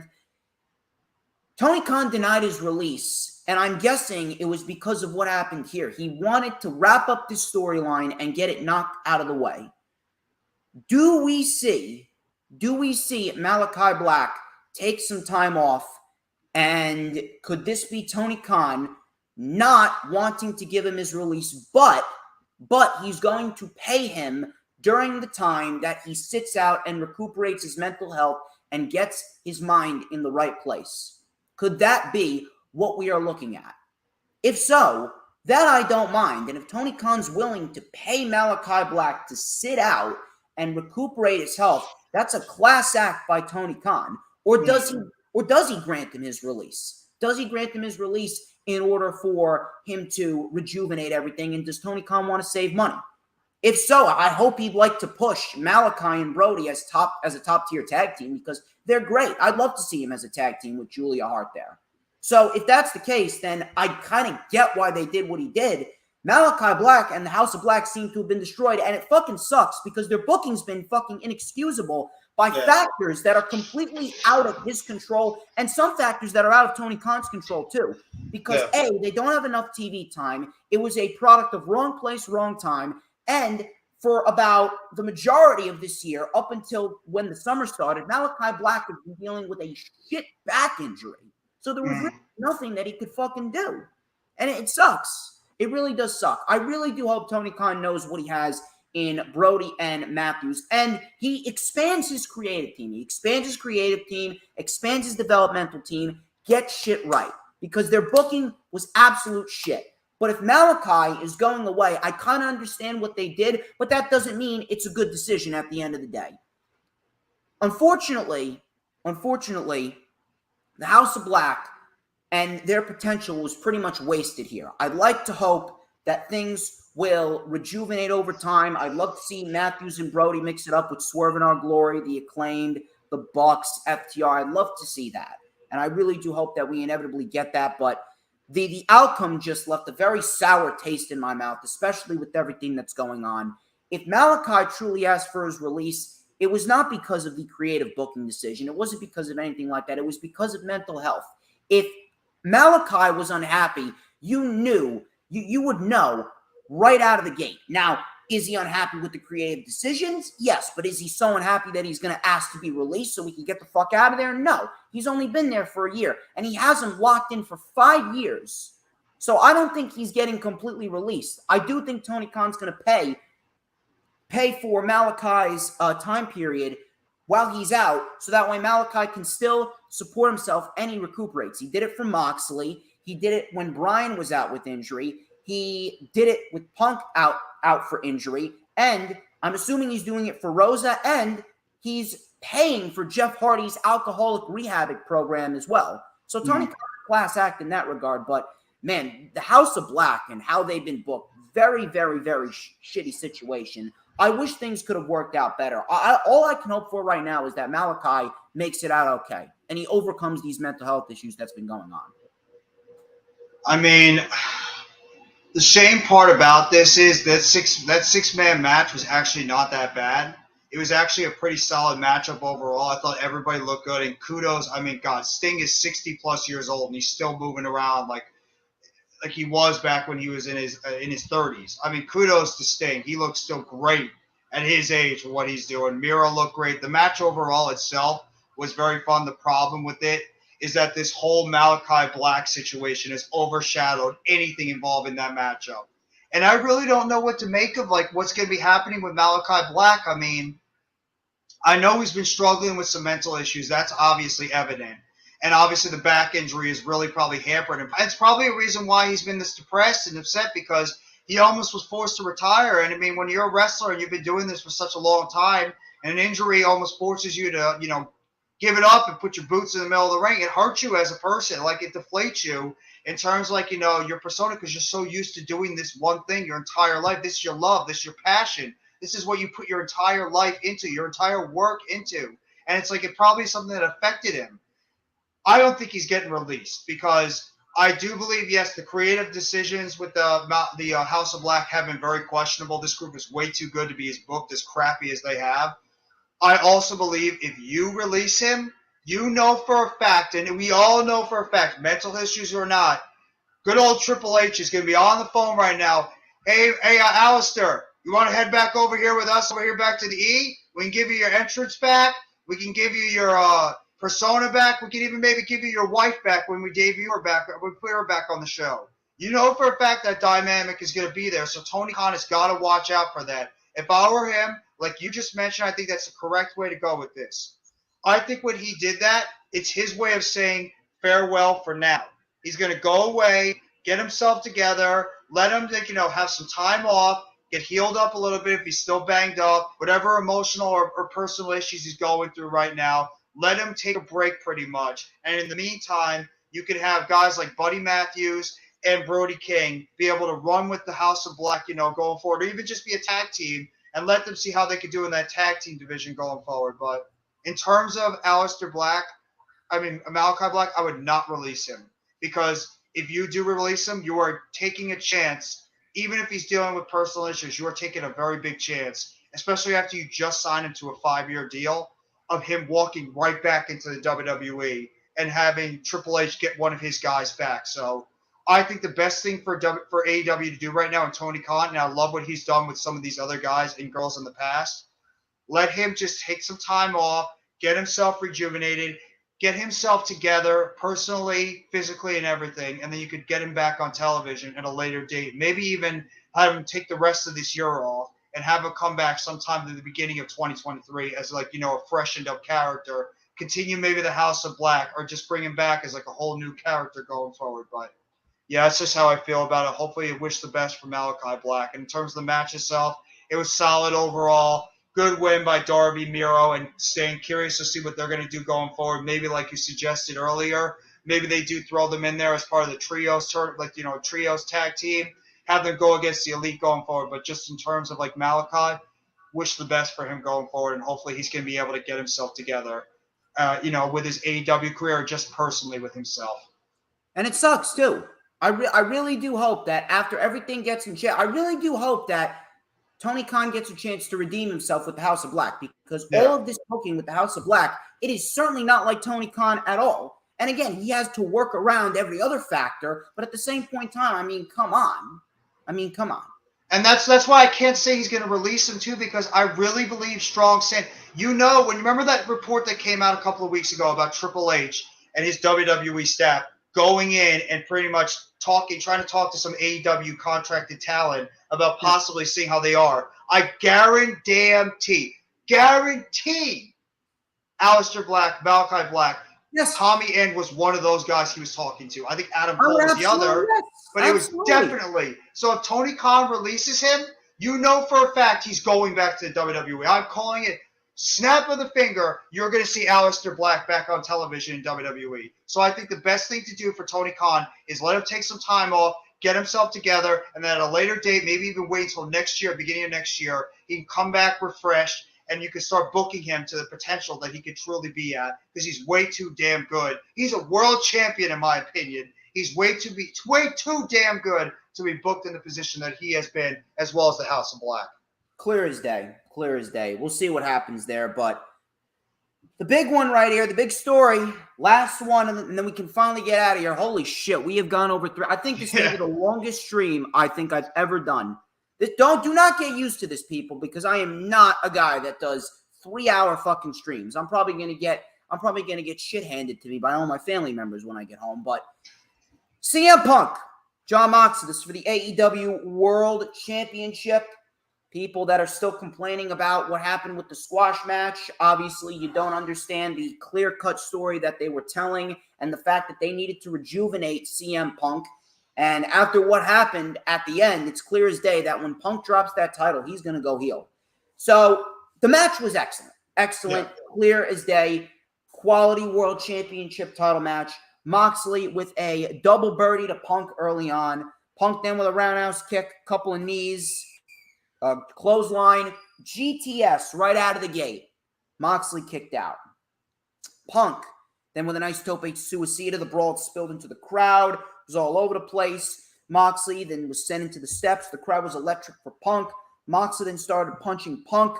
He was bleeding. Moxley was trash-talking Punk. Punk fought back with some jabs.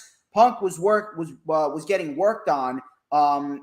The foot of CM Punk obviously was the story. He worked on the leg, did Moxley. Punk then was locked in a figure four.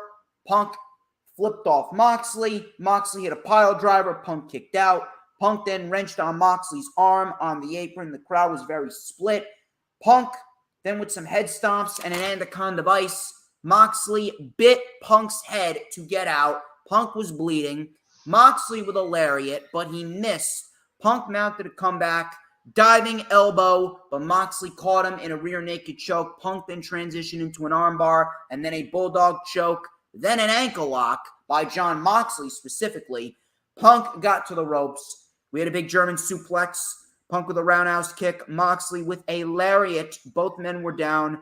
Punk with a swinging neck breaker. Moxley got up. All of a sudden, Moxley reversed the GTS and hit a Death Rider. Punk kicked out. Moxley with the hammer and anvil elbows. Bulldog choke. Moxley was locking in that bulldog choke deep. Punk powered him up. Hit a GTS. Moxley fell on top of Punk's shoulders again. Punk powered him up with one more GTS. And CM Punk wins back the AEW World Championship in what was an excellent match. All of a sudden, we barely even got 2 minutes to celebrate. All of a sudden, the lights go out. And we hear this voicemail from Tony Khan talking to someone saying that I'll pay you bleep amount of dollars and I'll bring you back in the casino ladder match. This is my final offer. We get this promo package from CM Punk and Ring of Honor stating, I'm a snake. The biggest trick the devil ever did was convince the world that he didn't exist. All of a sudden, the masked devil figure from the beginning of the night walks across the screen. His back faces the crowd. He takes his mask off, and you could clearly see what his back looked like, the back of his head looked like, and you clearly heard what the voice was. He put on that infamous Burberry scarf. The lights go out. The crowd knows who it was. The crowd already popped big. All of a sudden, you hear that first note. The Burberry scarf lights come up on the stage. This ovation was bigger than anything I've ever heard for AEW. The crowd legitimately fucking exploded. And Maxwell Jacob Friedman walked out, flipped off the crowd, and said, that title is coming home with me. And that is how the show went off the air.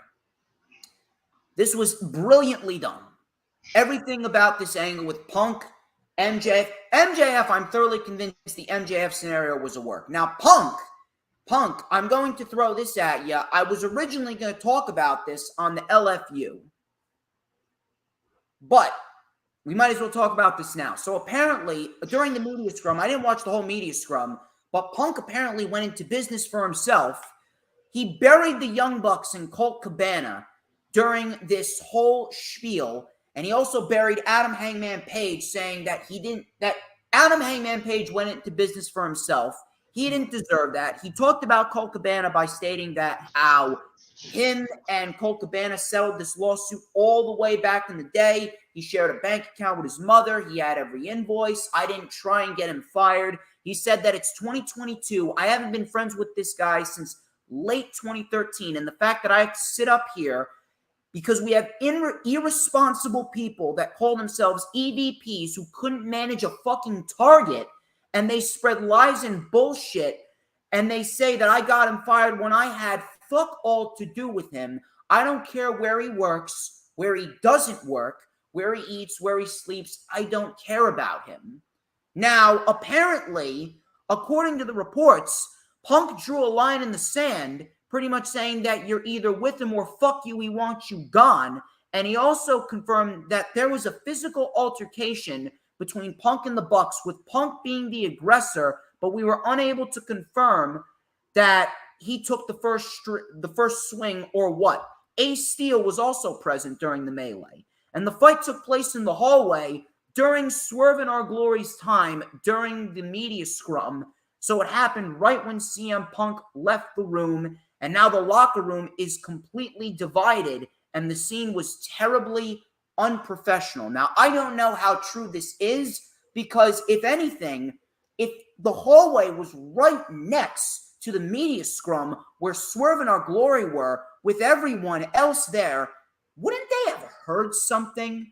I'm sure that it wasn't a fucking quiet, whispering, hissy fight. It had to have been something big. So could this have been real? Maybe. If this is real, then you know what? This was incredibly unprofessional on Punk's behalf, but it does facilitate that Punk's going to turn heel after he drops that title to MJF, which I believe is going to be at Grand Slam, which I will be live for. Now, if not, then you know what? Again, this is probably just going to be fuel to the fire that's going to be added to the MJF CM Punk build going into the next couple of weeks, going into Grand Slam. I don't know what to think of this, to be quite honest. But again, the one factor that I'm taking into consideration is, if it was legit, wouldn't they have heard something? Wouldn't someone somewhere have heard something in the locker room or in the media scrum room in the hallway? Because the hallway's right next to the fight. Is it a soundproof room? I don't fucking know, but I'd like to believe that someone would have caught wind of it. I don't know. But if shit is really coming off unprofessional, I mean, holy shit. I don't know why Tony Khan didn't cut CM Punk's mic, but man, it just came off out of fucking nowhere. Really. This legitimately came out of nowhere. I don't even know what to think of this. I'm going to have to wait. Here's the thing with me. I don't like to talk about things that just come out. I like to sit. I like to wait. I'd like to gather up all the information, and then I like to give my thoughts after I sit on it for a couple days. That's why I do a show every week, because there's news that comes out throughout the week that I can't really give my thoughts on, and I can't really tell you what's going on right out of the gate because I need to sit on it. I need to consume it. That's why I only do one show a week. I could never do a stream every week, or every day rather. But I don't know what to fucking think of this. I'm going to keep an eye on this, and I'm actually going to see what happens going forward. But this is the last one. Jeff, say what you need to say about the match, MJF's return, everything going on here with Punk, and then we can finally get on out of here. I mean, there's just a lot to unwrap when it comes to this. I mean, I thought the match was terrific. I thought the visuals in this match was fantastic. The fact you see Moxley just turning it on to like that. He was as brutal can be during this entire match. With some of the visuals you saw of him biting Punk's wounded head. You see the blood coming out of his mouth. You see Moxley just biting the open wound, using the elbows right in his face. I thought that was an awesome visual right there. The fact they targeted and used the foot of CM Punk as the main storyline throughout this entire match.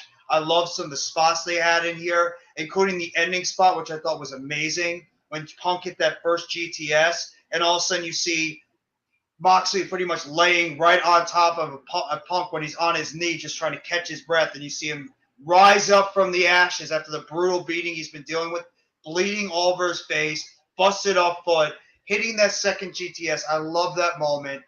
I thought the whole entire thing with MJF, with the voicemail that they used, with Tony Khan pretty much saying, we need you back here. We know you don't give a crap about the fans. That whole entire voicemail with him pretty much saying, we'll give you X amount of dollars to come back. I love that whole dynamic.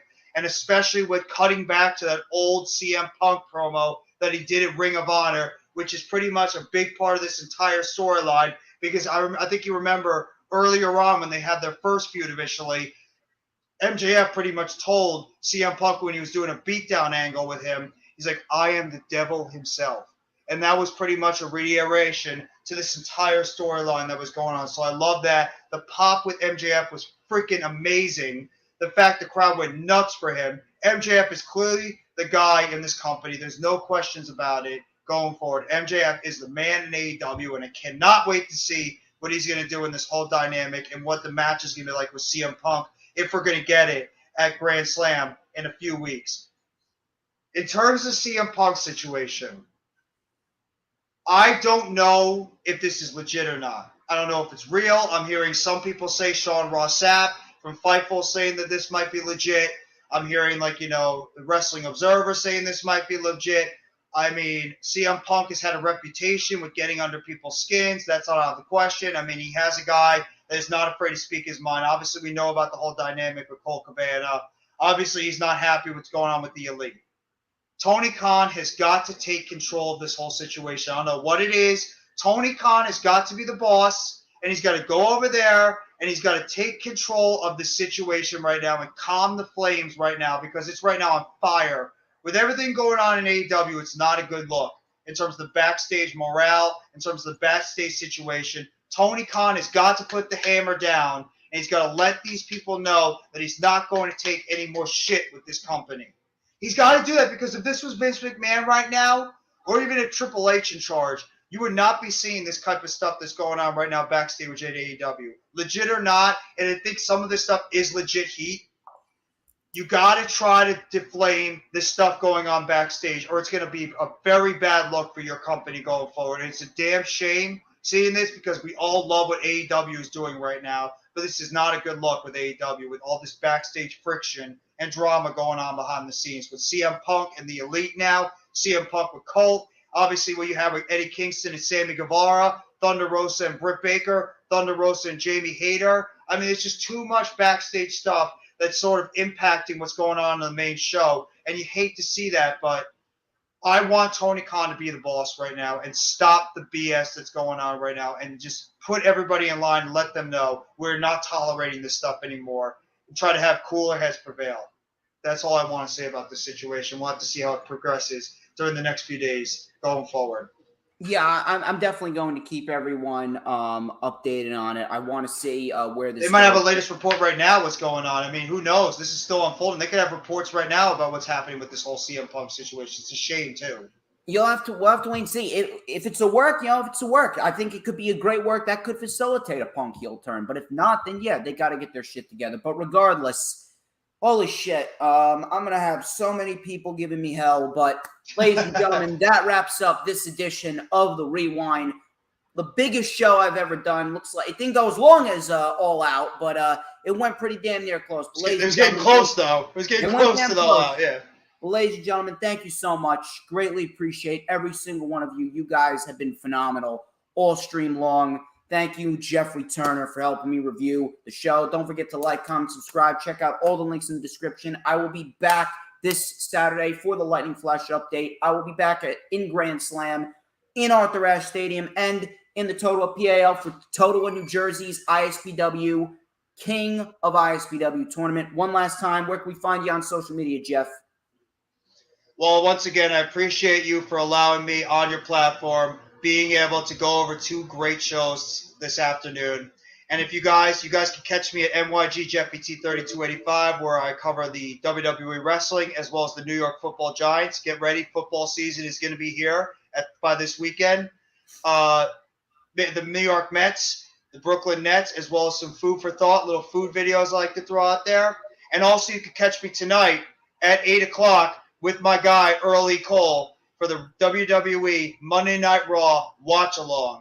And I want to thank everybody else in the stream that was here for this entire 3 hours, plus for the reviews for WWE Worlds Collide, as well as AEW All Out. I had an awesome time with you, DJ. I love your work. I appreciate it so much. Your passion for the business is second to none.